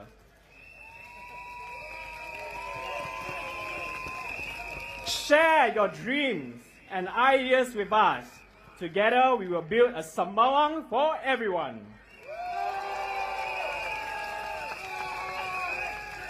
Thank you. Now, let me say a few words in Mandarin. 感谢大家前来支持我们。2周前，我的朋友问我，来到Sembawang这么远，会不会有点不习惯？其实我一来到这里，就感受到大家的热情和活力。在这里，我真的是如鱼得水。我明白，想作为一名有效的议员，最重要的是倾听居民的声音，并尽力解决问题。有些是市政层面的，例如居民希望在Sembawang Mart这样的地方增设无障碍坡道，搭巴士的居民更希望增设站点，增加962号巴士的单班次。如果有机会服务大家，我一定认真研究，配合有关当局，尽力争取改善。也有居民跟我反映国家政策方面的意见，比如在家访时，一位年长居民问我，能不能让他们动用更多的保健储蓄 Medisave 来支付门诊费用。我理解保健储蓄主要是为年长时住院做准备的，不过我也向部长反馈，希望能让储蓄余额充足的公民有更多灵活使用空间。部长保持开放的态度，目前正在研究中，希望不久后能有好消息。我也很希望能在Sembawang与青年推动项目。这里的年轻人不只有热情，也足智多谋。我希望集合大家的点子和热情，一起推动更本土化的小项目，实现对社区有意义的项目。在麦波生，我的团队带领过全岛第1场反电子烟运动，我希望也能在这里推动更多试点项目，来丰富我们的社区。这证明了，只要有信任和赋能，青年是能够挺身而出，为社区做出贡献的。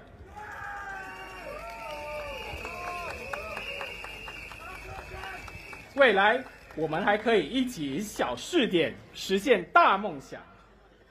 最后谈谈三巴旺的未来。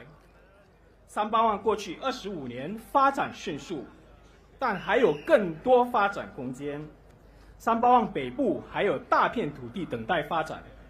船厂对面的2座员工宿舍已关闭，土地交还给新加坡土地管理局。三巴旺船厂的租约也快到期了，未来将有更多令人期待的滨海发展。坎贝拉就在这发展计划的重要环节中，请大家多多支持我们的团队，和我们分享你的想法，携手打造属于我们大家的三巴旺。让我们一起兴旺三巴旺。Thank you。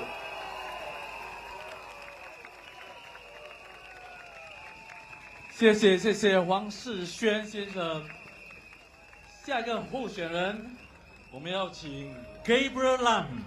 Dan calon seterusnya Encik Gabriel Lam. 蓝元礼。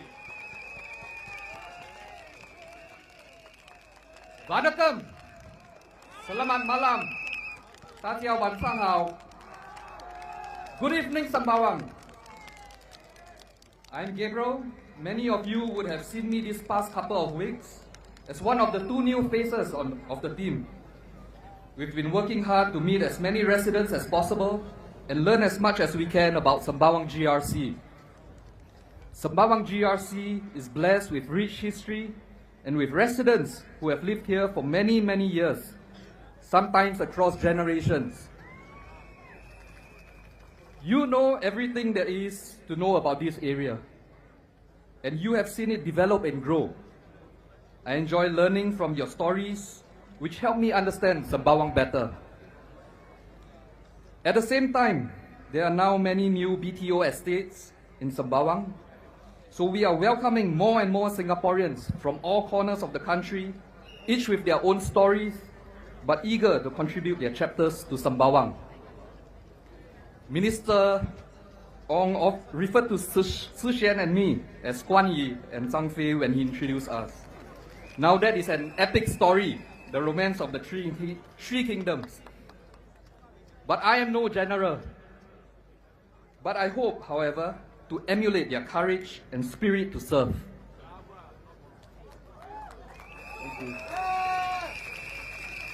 One of the ways I hope to serve would be through maintaining Sembawang's strong culture of giving second chances. I believe in giving second chances because my father was given a second chance, and I saw how he took it to better our lives and that of others. My father is in the crowd somewhere today. My father suffered from polio since he was 1 year old, but he would climb the stairs of high-rise blocks every day to sell insurance door to door. He would also sell coffee powder that he bought from a wholesaler, which he and my mother would then pack into smaller packets. My mother is also in the crowd. So my father gathered all his money into buying a small van to carry out the deliveries. Then with the van, he also did deliveries of small items and furniture. One day, one of his regular customers told him, "Why don't you use a truck and you can do deliveries for my bigger furniture?" After some time, he decided to take a risk and enter the moving business.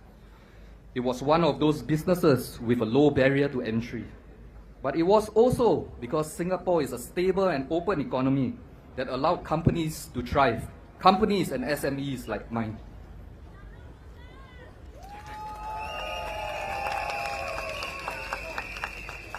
We employ a 90% workforce with all top positions held by Singaporeans, and we believe in a strong Singapore core.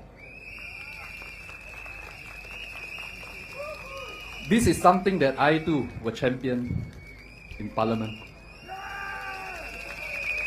But if we were to take foreigners out of the equation, it would definitely be a more challenging landscape. So we need to find the balance while keeping that Singapore core. The chance that the customer gave my dad all those years ago changed my father's life. That is why I strongly believe in giving people chances. That chance you give has a potential to be transformational. Here in Sembawang, while doing the block visits, I have also learned of stories of many families who have been supported and many more who are receiving support from the Yellow Ribbon Community Project and SANA. This is good work here in Sembawang. I know this because I have seen how such support has helped former offenders and their families.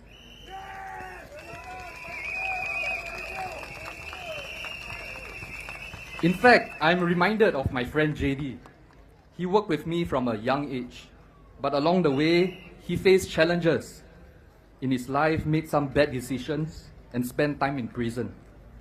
When he was released, he was not able to get a job. We didn't know this at first because we didn't hear from him. And he was embarrassed to reach out to us to ask back for his old job. We only found out when I checked in on him. I asked him to come back and work with me again, and we gave him our trust and confidence, and we provided him with the support he needed to make sure that he didn't stray again. Since then, he has been an asset. He rose through the ranks and is now an operations field manager in the company. There will be many more stories like this. And we remain close friends today, celebrating achievements and key milestones together. We have also tried our best to help many other people going through similar challenges. Each year, we would hire at least 5 overcomers. I would also lobby other local companies to support Yellow Ribbon initiatives, and my friend Jimmy from Lockwin is one of them. If I were to be elected to Parliament, I want to use my position as MP to offer more support to Yellow Ribbon and CNB. We can do more together, and we can help even more overcomers and their families. Let me share a bit on how we can help. I want to focus on the families of these overcomers. We need to make sure that they get all the support and help that they need.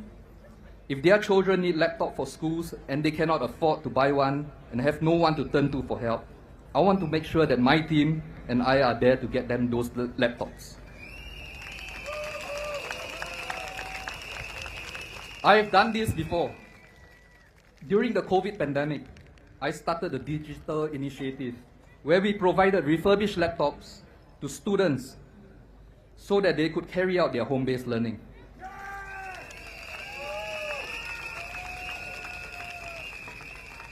If the families of the overcomers need employment, I want to make sure that we provide them with the right employment opportunities that best suit their circumstances.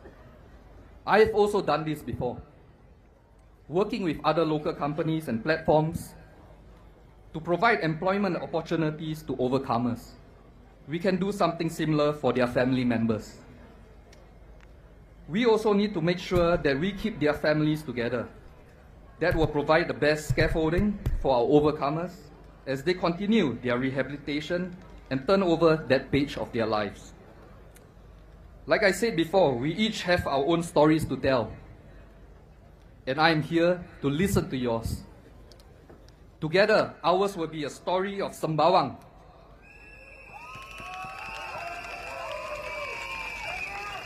Where no one is left behind, regardless of their circumstances. I am here to serve because I know what it feels like. We may go through tough patches in our lives, but this is a government that will provide a stable platform for our businesses to thrive. And this is a team that will stand with you, will go through this journey with you. And this is a party that will always put you and Singaporeans first.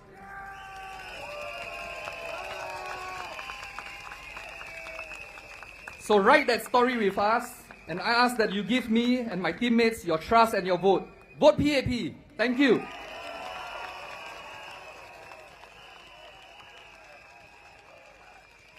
Thank you so much to Mr. Gabriel Lam.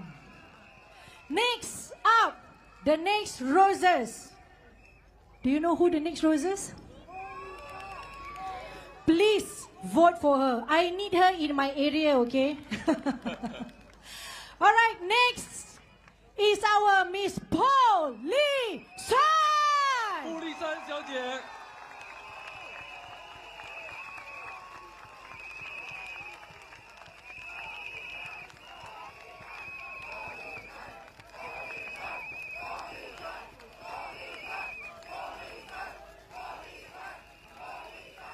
Dear residents of Sembawang GRC and Sembawang West, a very good evening to all of you. Thank you all for coming, joining us this evening. Selamat malam, 大家晚上好, Vanakkam. For the past 5 years, I've had the honor of being your representative in the Parliament. I have voiced your concerns in the Parliament on issues that matter most to you, from upgrading infrastructure to improve public health, to supporting seniors to age in place, creating better job opportunities for young people, improving housing, provisions for families, and so on. I understand the stresses that residents feel on bread and butter issues. I will continue to speak up for our residents, especially on securing jobs in this challenging environment and keeping a lid on the cost of living to help residents better cope with cost pressures. I will also continue to speak on the importance of the Singapore Armed Forces in keeping Singapore strong and our people safe. Our SAF has conducted deterrence patrols, counter-terrorism operations, and security deployments for extraordinary events like the Trump-Kim Summit, and proved its mettle in overseas operations. It has mounted swift and responsive actions to regional and international humanitarian crises and disasters such as in Aceh and in Gaza. The SAF has the capability, the readiness, and resourcefulness to respond to any situation at short notice and make things happen. Without the SAF, peace, prosperity, and progress for Singapore will be at risk. I would like to now respond to what my opponent, Dr. Chi of SDP, said in his rally speeches last weekend. Dr. Chi said that he will organize town hall meetings to hear residents' issues if he is elected, so that residents do not have to wait for a long time at the Meet the People sessions. Let me tell you, this is a fundamental mistake about what MPS is all about. MPS, or Meet the People session, is a safe, a private space for residents to tell me of their life's challenges so we can work on this together. It is not a town hall for public political theater. Yes, it's true. Some weeks, my MPS lasts for hours. My volunteers and I stay back past midnight. We don't leave until we see the last family, the last man, or the last woman leave. We work when no one is watching. But MPS is not the only time or the only place I meet my residents. For 5 years, I've been personally replying emails from residents so that they don't even have to come to MPS. And for our older residents, I meet them during my house visits, walkabouts, and even at events, and I would follow up with the agencies to help them with the problems they face. So this is how I help, in a timely, personal, and private manner. I am your MP, not just during MPS, but every day when you need my help.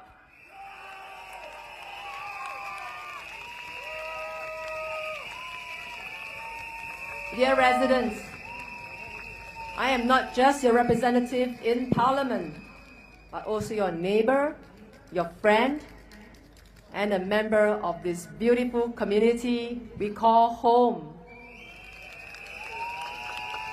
I wish to sincerely thank you for your trust, for your friendship, your support, and for believing in what we've built together for Sembawang West.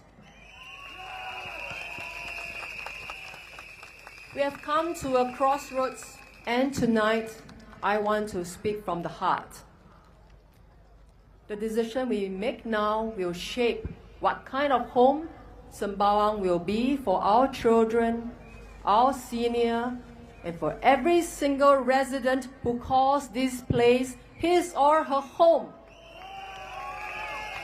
And we are ready for the next chapter. We need a clear path forward.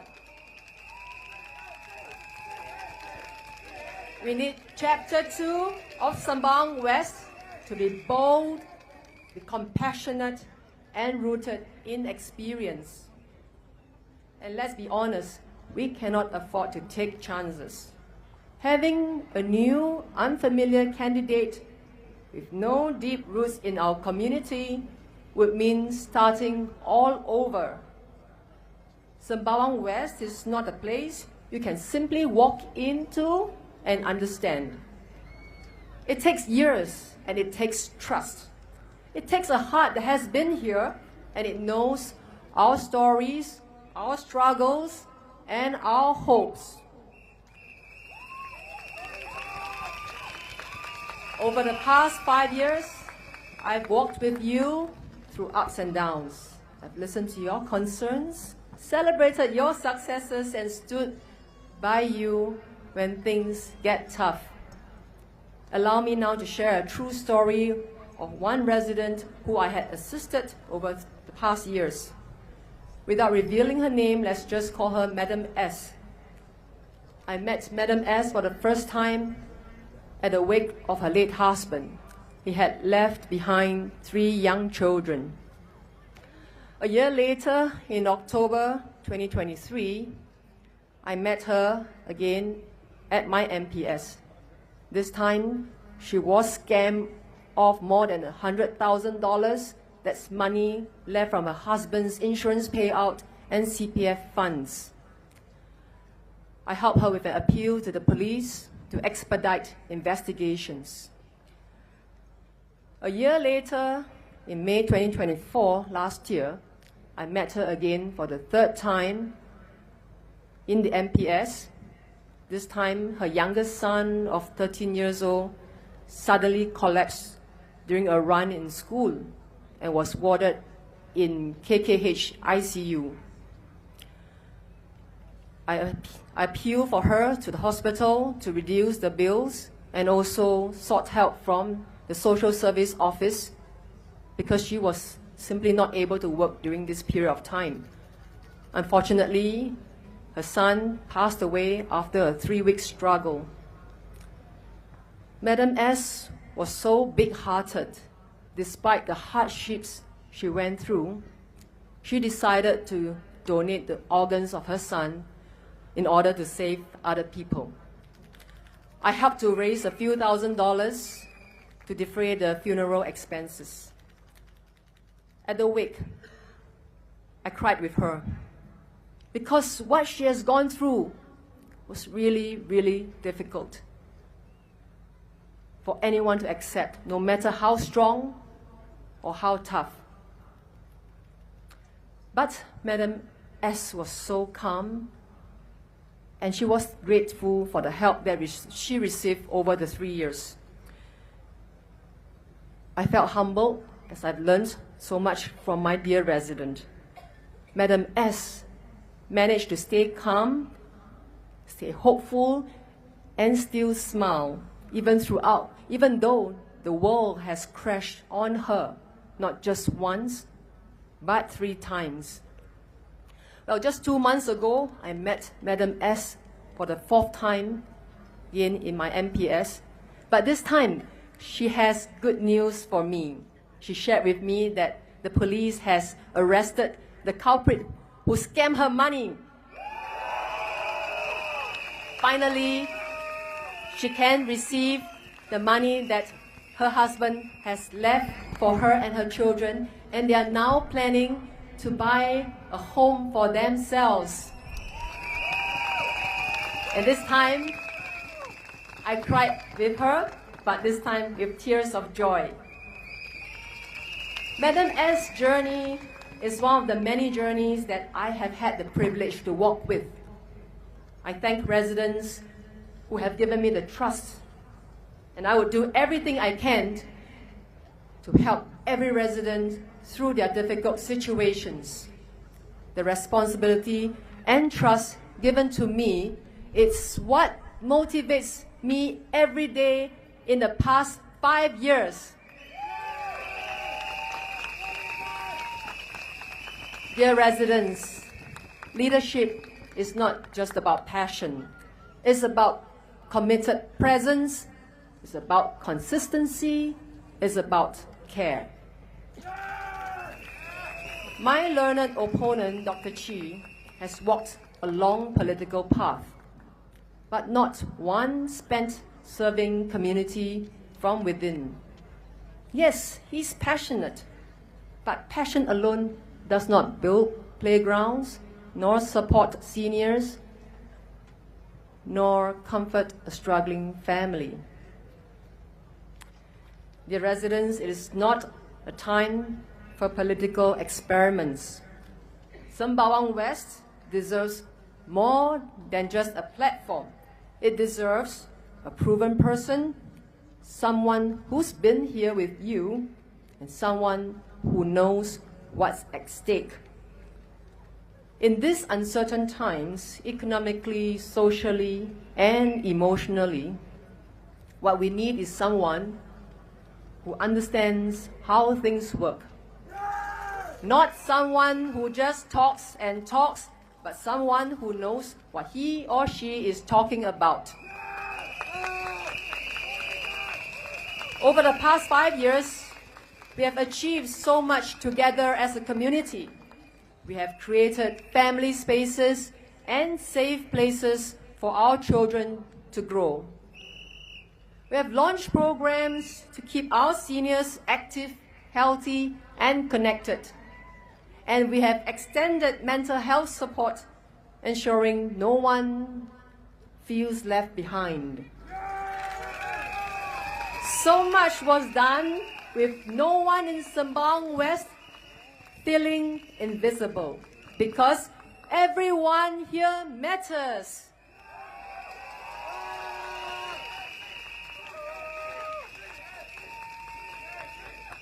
But we are just getting started. Chapter 1 was just the beginning.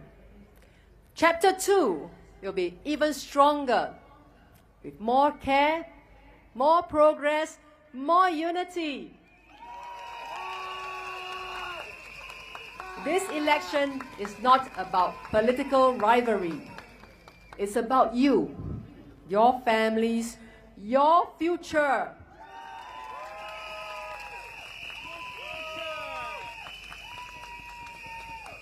Dear residents, on 3rd of May, you have a choice. Do not take a gamble on someone new, but continue the journey with someone who's proven she cares. Choose experience over experiments, and choose to keep building this incredible home together. Choose heart over noise. And from my heart to yours, thank you for the past 5 years of trust and support. Let's make the next 5 years even better.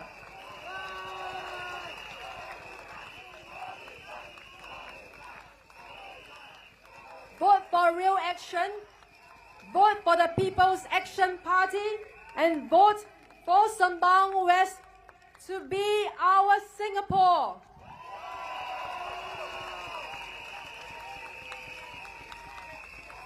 Thank you and good night.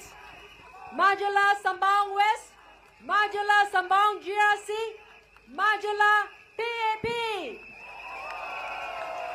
Thank you. 谢谢傅丽珊小姐，谢谢。 Terima kasih Puan Polisan. 现在是重量级了，他是我心目中的 Superman， 我们的王以康。 Dengan ini, kami ingin menjemput Tuan Ong Ii Kan.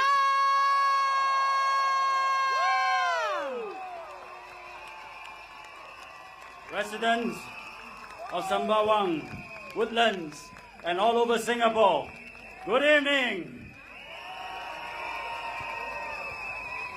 Saudara-saudara dan saudari-saudari, salam sejahtera.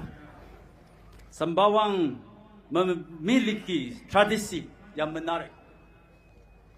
Antaranya adalah tradisi melahirkan pemain bola sepak negara. Ramai di antara mereka bekas pelajar sekolah rendah naval base yang telah berpindah ke Unsuen.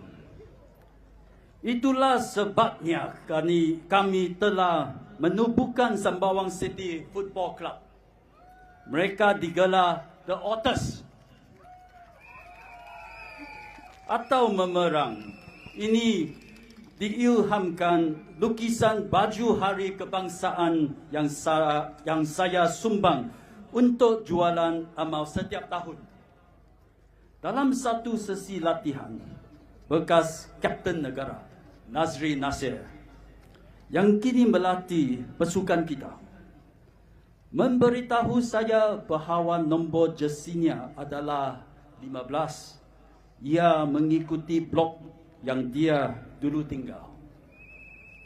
Ini satu contoh yang menunjukkan keakraban yang kuat terhadap bandar Sembawang.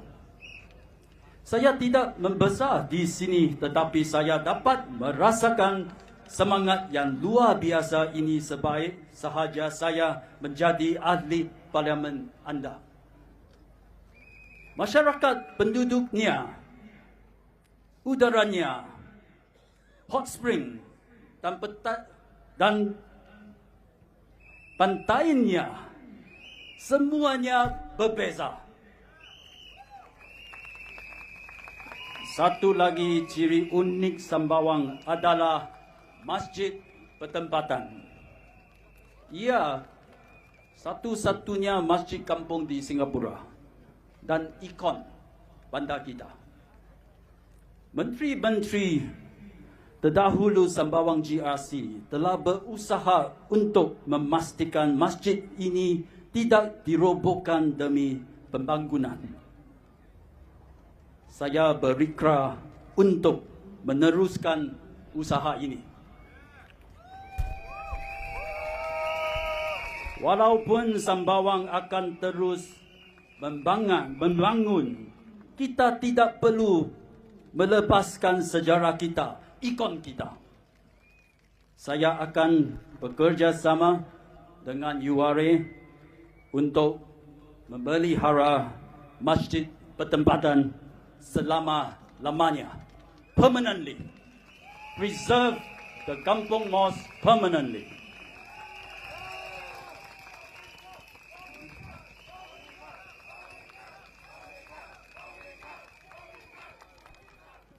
Ini akan meneruskan usaha kita untuk memelihara bangunan-bangunan yang bersejarah di Singapura. Izinkan saya pula berucap dalam bahasa Mandarin. 亲爱的三巴旺居民，各位同胞，大家晚上好。2015年，就是10年前，我当选为三巴旺集选区的议员，对我来说十分荣幸，十分幸运。谢谢大家的支持。实际上，三巴旺的确很有钢板气息。有些人觉得这里鸟不生蛋，有点乌鲁，但是我们在三巴旺认识三巴旺的人，我们为乌鲁而自豪。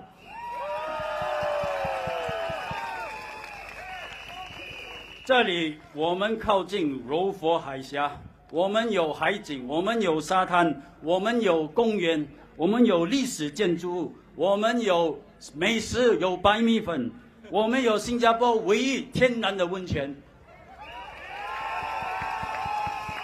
我常常说，那个温泉其实在义顺集选区，但是水是我们三巴旺流过去的。这里到处都是现代的设施，交通发达，一直改进，一年比一年好，一片兴旺。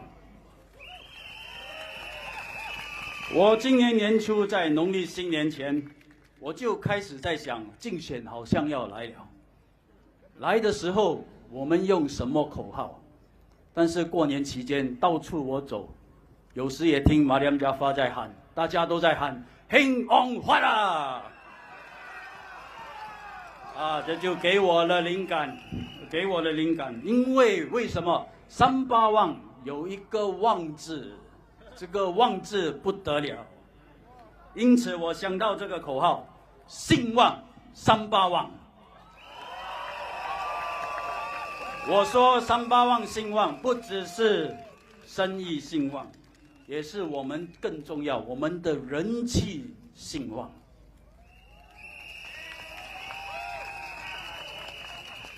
这里是一个非常有人情味的地方。我小时候在甘榜，我感觉得到的。对我跟对我的同僚基层团队来说，在这里能够工作非常有福气。三巴旺人，你们有要求，但是通情达理。我们办事办得好，你会给我们肯定，给我们鼓励。我们办事不好，你们直接跟我们说，我们就可以改进。我和我的基层义工，我们都是带着喜悦的心情为大家服务，因为整个社区，你来到这里，你感得到正能量，像今晚这样这种正能量，对不对？我们的生活难免有苦有乐，重要的是大家互相帮助，我们大家一起解决问题，这就是三巴旺精神，这就是三巴旺的人情味。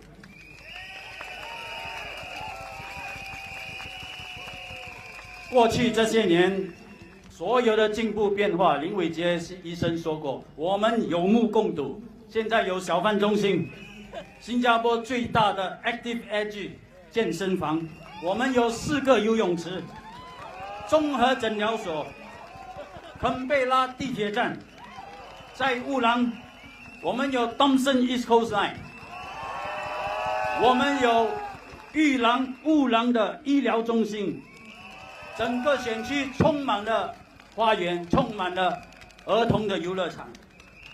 接下来还有更重要的事，更重要的项目我们要展开。三巴旺造船厂要搬迁了，腾出一大片的土地可以开发，这是一个美丽海景的黄金地段。我看要发展，要10年，要20年。这就是我们的前途，能够走这么远。我已经跟市区重建局 URA 交流，他们有一些想法，这么大的地方有一些概念，但是要真正的策划，由我们三巴旺我们的团队跟居民一起商讨，我们想一想我们要什么，什么期望，什么样的情况，我们按照三巴旺一贯的方式，我们一起构思，我们一起打造。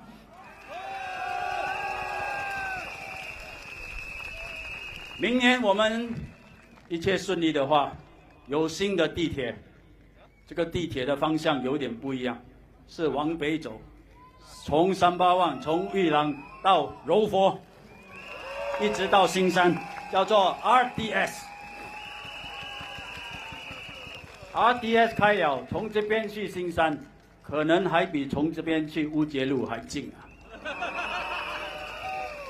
在柔佛海峡的这边，我们可以用 CDC 包车，多多少少可以帮助大家减轻负担。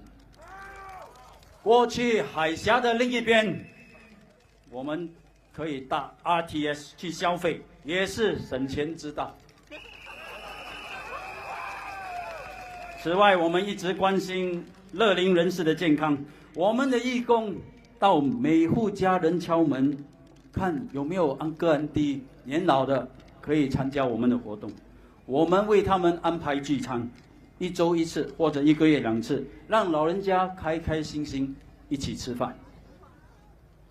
大约2年前，我们整个集选区安排了许多免费的健身活动，鼓励所有的居民老少咸宜热烈参加。我说每一组大家加起来看多少个活动，加起来刚刚好100个活动。当时我就跟居民宣布，我们有100个免费的活动，免费的健身活动。我究竟又问了一下，现在有几个免费健身活动了？加起来194个。努力一点，我们就200个了。讲到努力，在卫生部我们也尽了力，我们保障全体新加坡人的健康，我也必须安妥善的管理。每年200多亿元的拨款，200多亿元，几个零我都想不出，这么多钱。我们有超过10万的员工，我时刻感到肩膀上的负担相当重啊。这几年来，我们增加补贴的地方很多，疗养院补贴增加了，社区医院补贴增加了，牙科护理补贴也将增加了。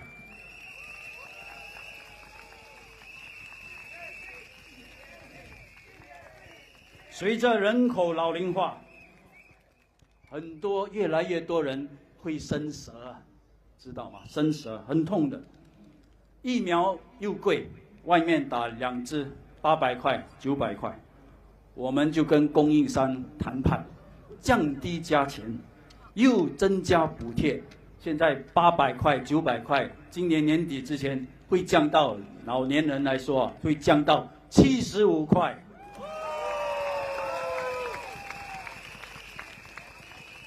预防性的医疗是我工作的一大重点。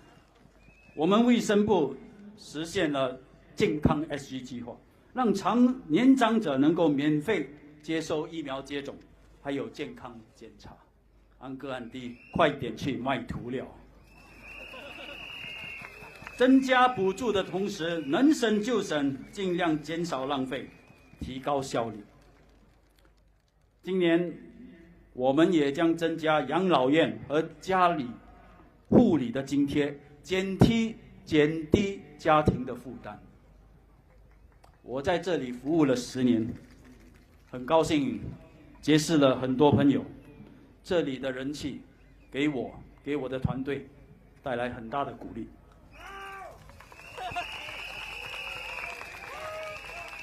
这里兴旺的正能量，我希望大家帮忙，继续保持。有些反对党来到我们这里的目的，就是要削弱我们的正能量，让大家感到不满、感到沮丧、感到生气，因为这可以增加他们的胜算。我恳求大家，别让政治竞争使我们3巴旺失去我们宝贵、兴旺焕的正能量。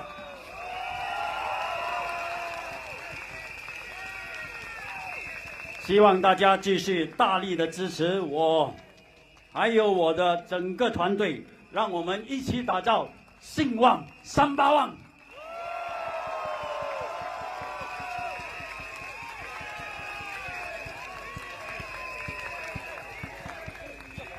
Let me now speak in English. I start by introducing my team. I start with Ms. Mariam Jaffa. She's a high performer.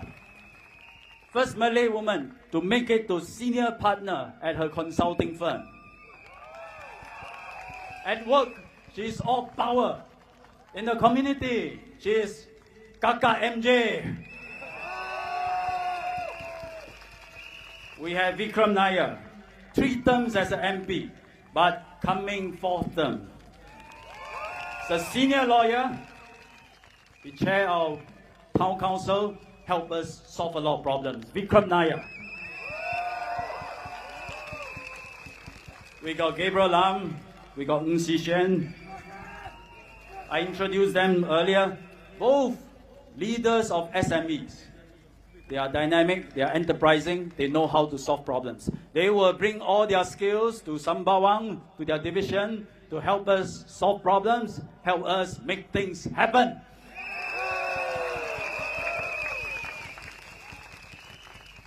Sometimes you stay in the BTO with 5 people, 6 people. One of them decide to go out, a whole family, 6 people, stay in one BTO flat. One of them buy their own BTO or move out and move out. Are they still family? Yeah, move out of your BTO flat doesn't, buying their own BTO doesn't mean they stop being family. So, we now have a Sembawang West SMC, which Polisan is our candidate. Is she still our family? And we will fight these elections together.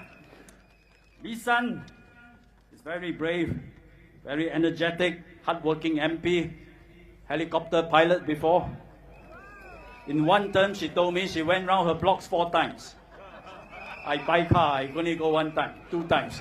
She went 4 times. And she has implemented so many programs, so many improvements. 2 days from now, we will have another rally in Sembawang West. And the family here will go support her. Will you come and support her? And I'll see you there.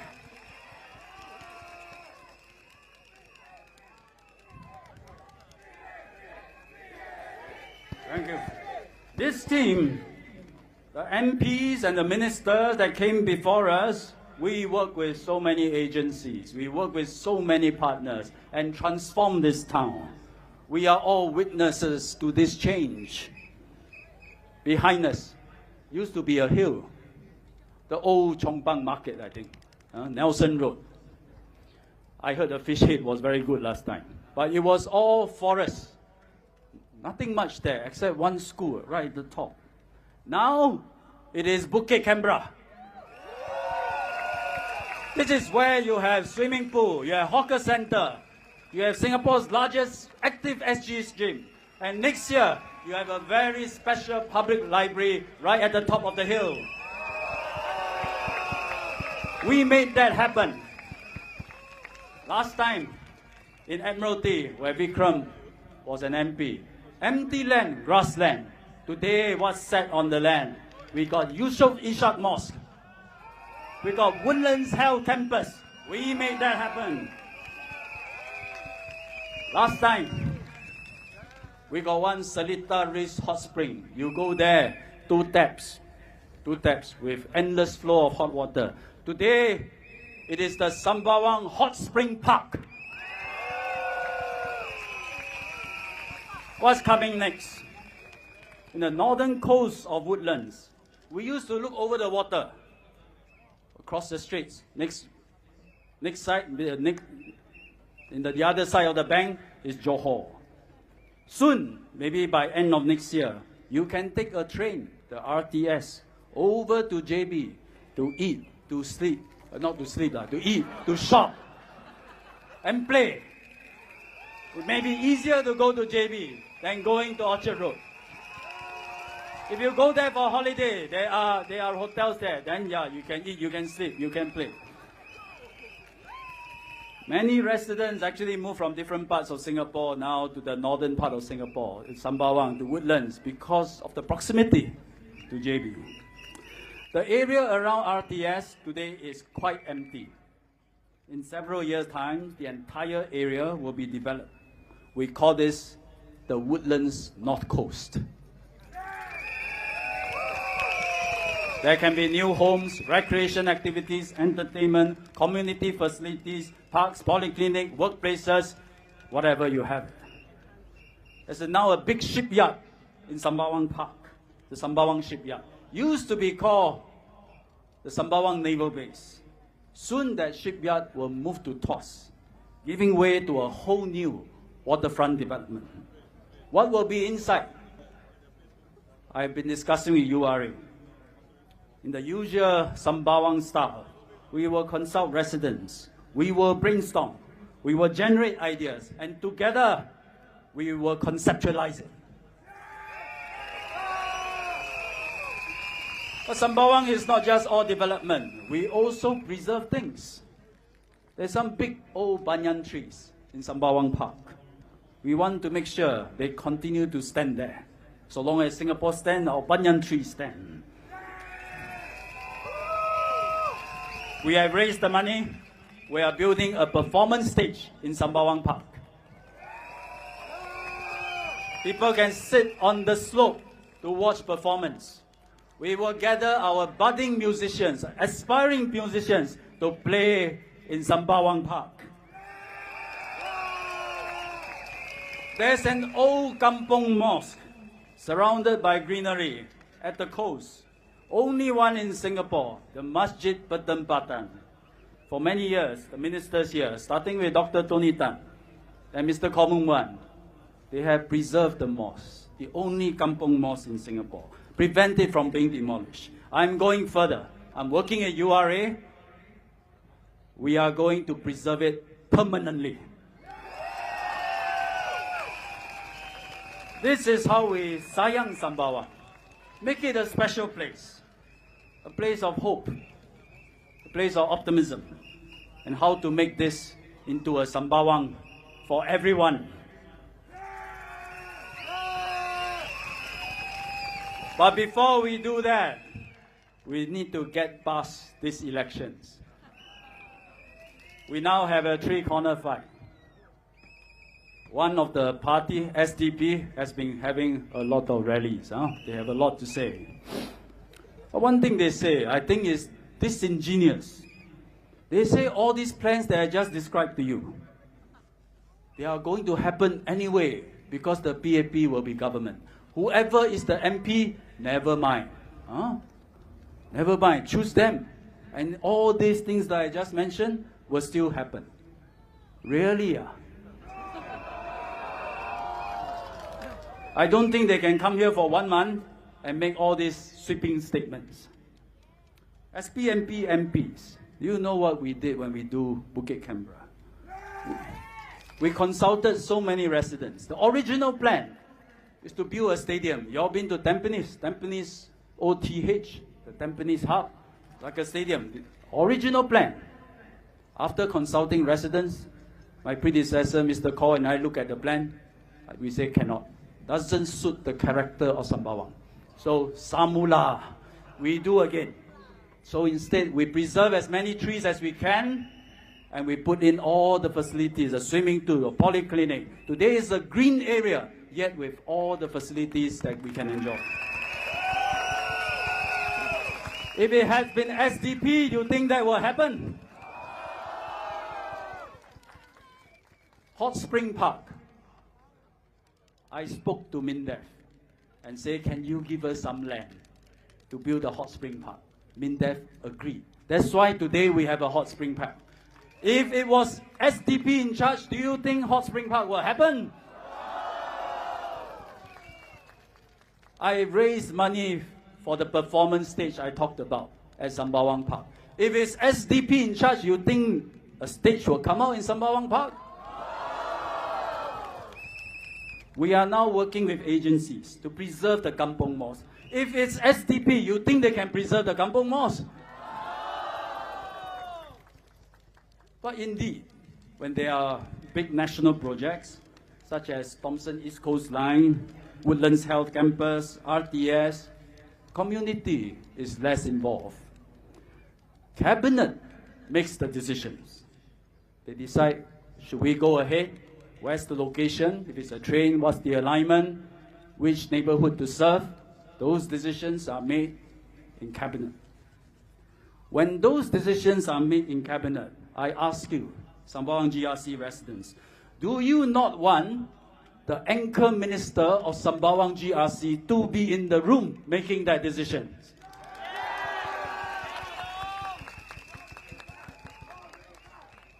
You vote in me and my team, and I will be there when those decisions are made. And I will be there to watch over the welfare, the benefits of Sembawang and Woodlands Town's residents.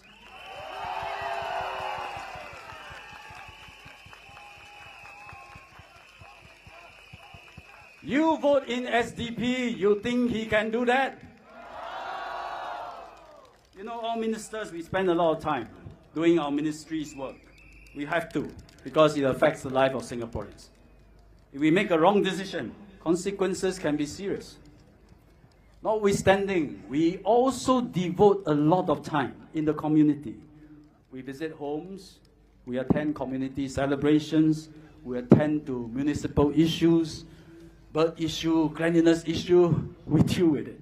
We conduct meet the people sessions to try to solve personal problems of our residents. It's a very tough juggle, but it is meaningful work because it makes a real difference. For example, I'll give you an example. As Minister for Health, I came up with the idea HWell SG. What is HWell SG? We got all these active aging centers around Singapore. I told my staff in MOH, expand the number of AACs. Make sure seniors can access them. Give each one of them more money, more resources, so they can do better activities for our seniors. That is HWell SG. Then when I come to Sembawang as an MP, what do? I go and look for all my AACs. I ask them, have you gotten your more budget? They say, haven't got leh. I'll go back to MOH. What's taking so long? They say, coming. Then I'll come again and check with the AAC. Have you gotten more budget? They say, now have. So I say, now that you have, let's work together with all our volunteers and have more activities for our seniors.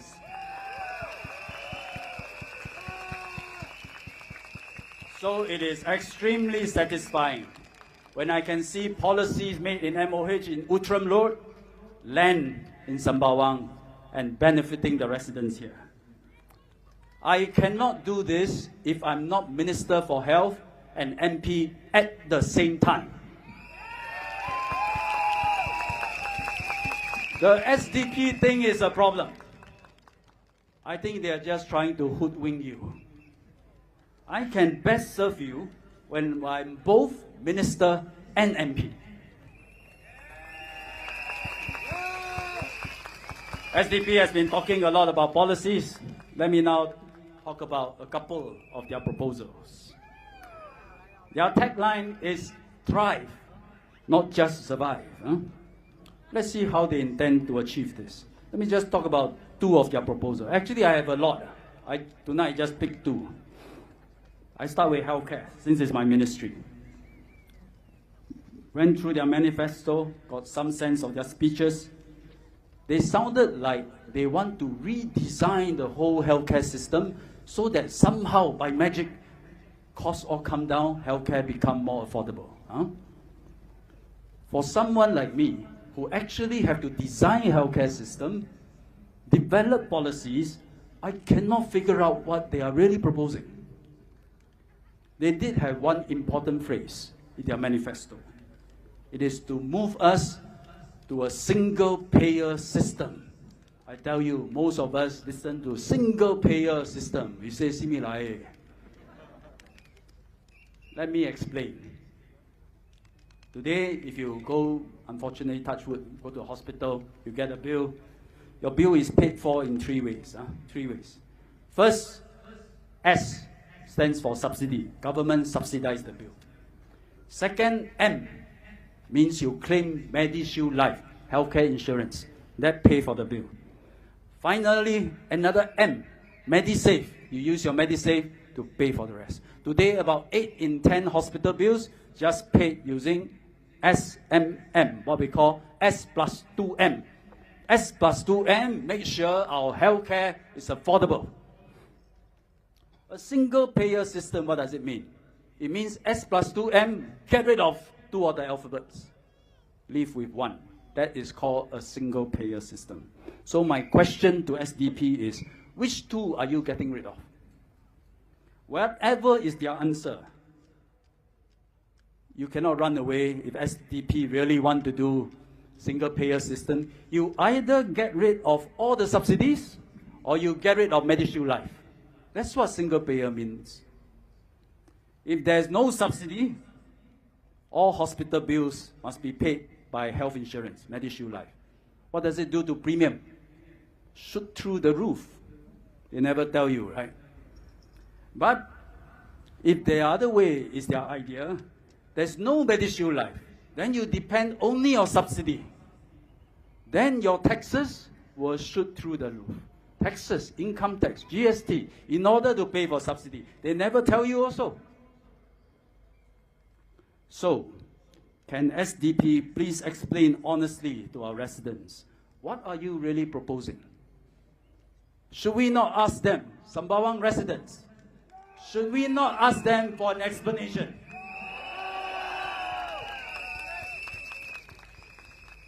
SDP also seem to suggest that we now have 3 healthcare clusters. One around SGH, one around NUH, one around Tan Tock Seng. 3 healthcare clusters in Singapore. They say merge them, then we can cut admin costs, cut overhead costs, and we can solve our problems. When something sounds so easy, so good, usually it's real or fake. When something sounds so good, usually it's fake. Let me explain. Today, 60% of our healthcare costs actually is manpower. 60%, right? Doctors, nurses, allied health, down to cleaners, porters, everybody. 20%, you must buy drugs, you must buy medical supplies, devices. 5%, IT costs. When you add all that up, you left only 10-15% for admin and overhead. But admin and overhead is not something you can get rid of, no? The hospital, the Logunchu, that's an overhead, no? That's a building, you have to pay for that. Utilities, the electricity, the water, that's overhead, you must pay for it. So really, how much cost can you cut by merging the 3 clusters and trying to cut overheads? How much can you save? Does it really make a difference? Unless the SDP is thinking like a big MNCs, big corporation. Sometimes they merge companies, then they slash, cut away a lot of costs, including retrenching a lot of staff. That's how in private sector corporates, they cut costs. And they will cut especially the admin staff. So how many admin staff does SDP intend to retrench from the clusters when you want to merge them? Professor Paul Tambaya, he works in a cluster, the NUH cluster. He will know that these people are HR staff, finance staff, the ones to tend to public queries, the IT people, the chefs, the porters, the cleaners. As health minister, I'll never think about retrenching them. In fact, recently, we gave them a pay rise.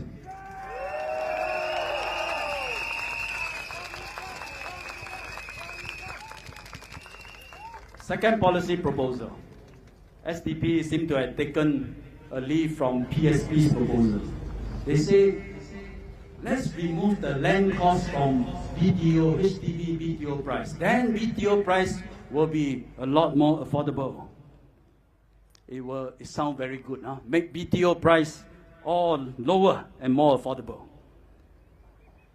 With new flats being so much cheaper, what's the impact on all of everybody who already own a HDB flat? What's going to happen to your resale price? What's the impact on the resale market? They never tell you. Even for a new home buyer, after you buy this BTO flat at a lower price without land cost, 5 years, 8 years later, when you reach MOP, what do you do with it? Who can you sell it to? Is there someone you can sell it to under their system? I think in SDP's manifesto or their speeches, they say, you sell it back to HDB. I assume you sell it at about the same price as when you bought it. Huh? What does that mean? This means you have no hope of benefiting from the appreciation of your flat. Your BTO flat is no longer an asset. Basically, HDB flats, our HDB policy, their HDB policy is a rental scheme. So may I ask the HDB, may I ask the SDP,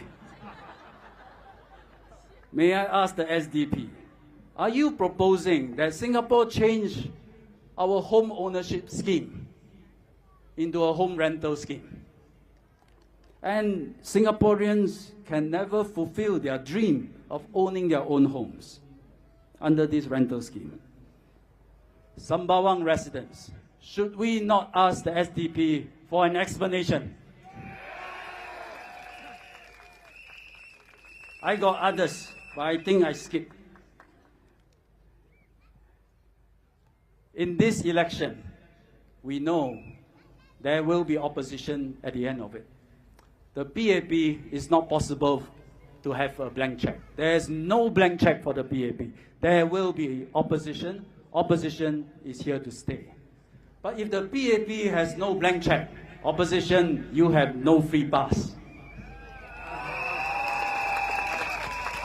If you have a proposal, if you have an alternative, be prepared to be scrutinized by the PAP and by the people.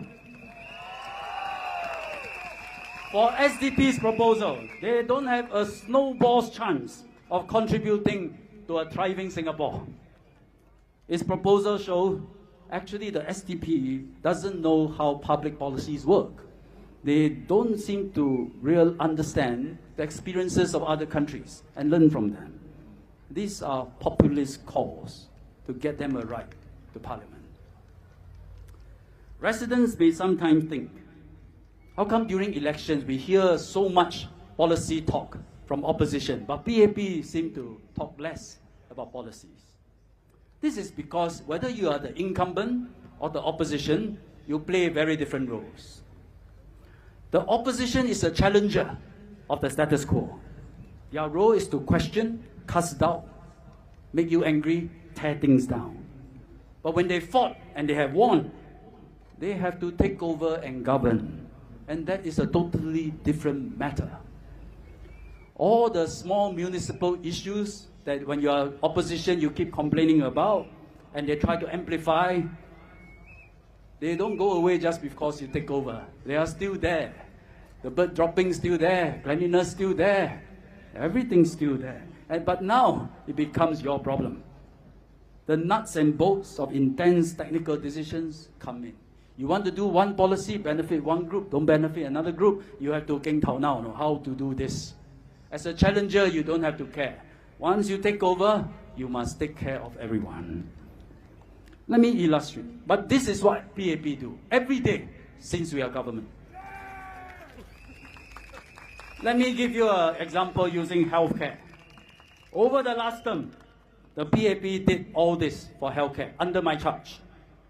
We overcome COVID-19 pandemic. We reviewed the Infectious Diseases Act to prepare ourselves for the next pandemic. We expanded healthcare capacity by 6,300 beds. We saw that hospital bills are becoming bigger because healthcare costs are rising. So we have to raise the claims for MediShield Life to better cover hospital bills for you. But to do so, premiums also rise. So we devoted $4.1 billion over the next few years to cushion the impact, so that the increase you see is much smaller. We increased subsidy for community hospitals, palliative care, home nursing services, and nursing homes. We reviewed income threshold for subsidies so that 1.1 million Singaporeans get higher subsidies.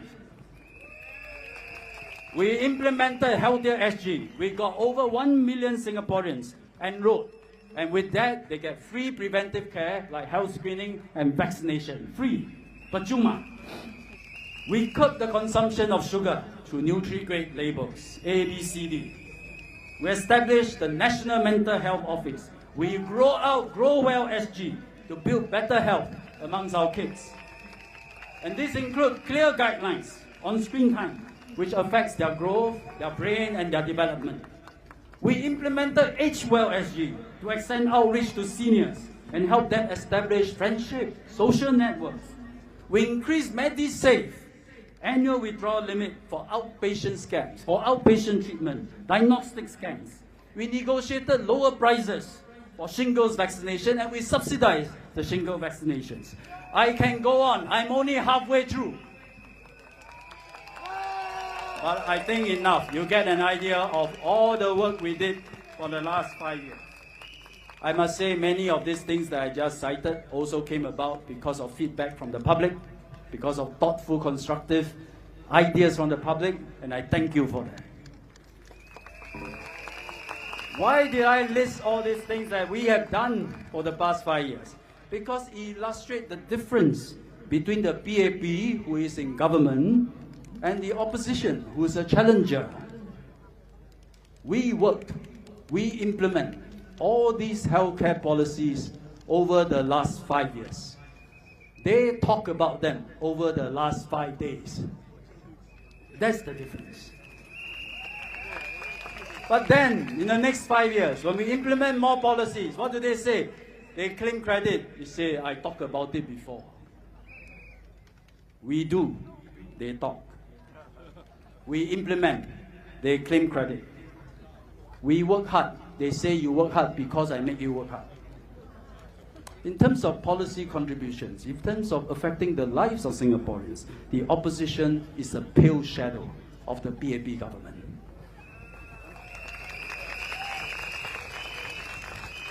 Whether it's the town of Sembawang, whether it's policies, whether it's all the transformation you see over so many decades, all of us working so hard together, suddenly you come and say, come, give it all to me, I take charge, I take over. Is that reasonable?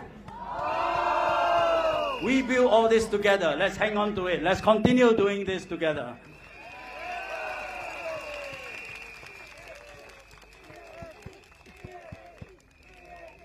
Elections is a necessity for democracy. I believe in democracy. But elections can also generate a lot of negativity. Every good thing the government do, the challenger can come and twist it to something they say uncaring. Credit of work that civil servants, ministers, MPs have done together for years is claimed by someone, a challenger who says, send me to parliament instead. One opposition leader even claimed credit for the government's COVID response because they say as opposition we supported it. And in the community, any small frustration can be magnified into anger during an election. Suddenly our Meet the People session also become an issue because they say residents have to wait. I suppose if SDP really become MP, they will abolish MPS. Please take note. And for that reason, and for some reason, the SDP have a beef with this project to relocate the horses at Bukit Timah Turf Club to Sembawang. They seem to have a problem with that. It is as puzzling as not allowing Sembawang West residents to use Galaxy CC. Let me explain what is this project about. Many of you will know Bukit Timah Turf Club is closing. And then here we got about over 100 colonial black and white houses near Sembawang Park. A private company has successfully bid and secured a piece of land there with a few black and white houses.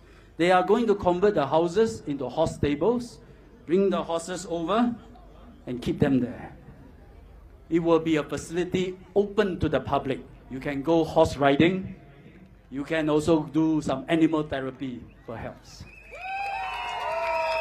Everyone I spoke to, and I told them about the project in Sembawang, they are excited by it. It is costing the private company a lot of money, to develop the whole place, to secure the land. And actually, we are working very hard with them to make sure the project is viable and it's something our residents can enjoy. But the SDP always has something negative to say about it. I don't even understand why something like that can be turned into something negative. Maybe they think if you care for horses, you cannot care for humans. I don't know. I really don't know. An auntie yesterday came to me. She said, thank you for all the work you and your team has done. And she also said, thank you for all your fun social media, all your videos. She said, thank you for being conquer. I asked her, what do you like about my videos? She said, sorry. She said, I like your videos because it teaches me something. It is funny and it conveys positivity. She said it in Chinese. 正能量. Positivity is important in life. It brings people together, keep our spirits high, it helps us achieve more in life. I need the help of all Sembawang residents now. Protect the positivity and optimism of our town. Over the years, we trusted each other, we care for each other, we work together, we make things happen. Give us your strong endorsement here in Sembawang GRC and in Sembawang West SMC, so we keep the positivity going. With that spirit, we make Sembawang a special place. We make Sembawang for everyone. 3rd of May, who are you voting for? Who are you voting for? Majulah Singapura! Majulah Sembawang! Majulah PAB! Thank you and good night. And now we'd like to invite all the great leaders here who will represent you in Parliament to come forward. Give them a round of applause. Majulah Singapura! Majulah PAB! Majulah Singapura! Majulah PAB! Majulah Singapura! Majulah PAB! Thank you everybody, thank you everybody for coming. 谢谢大家，谢谢大家，非常感谢。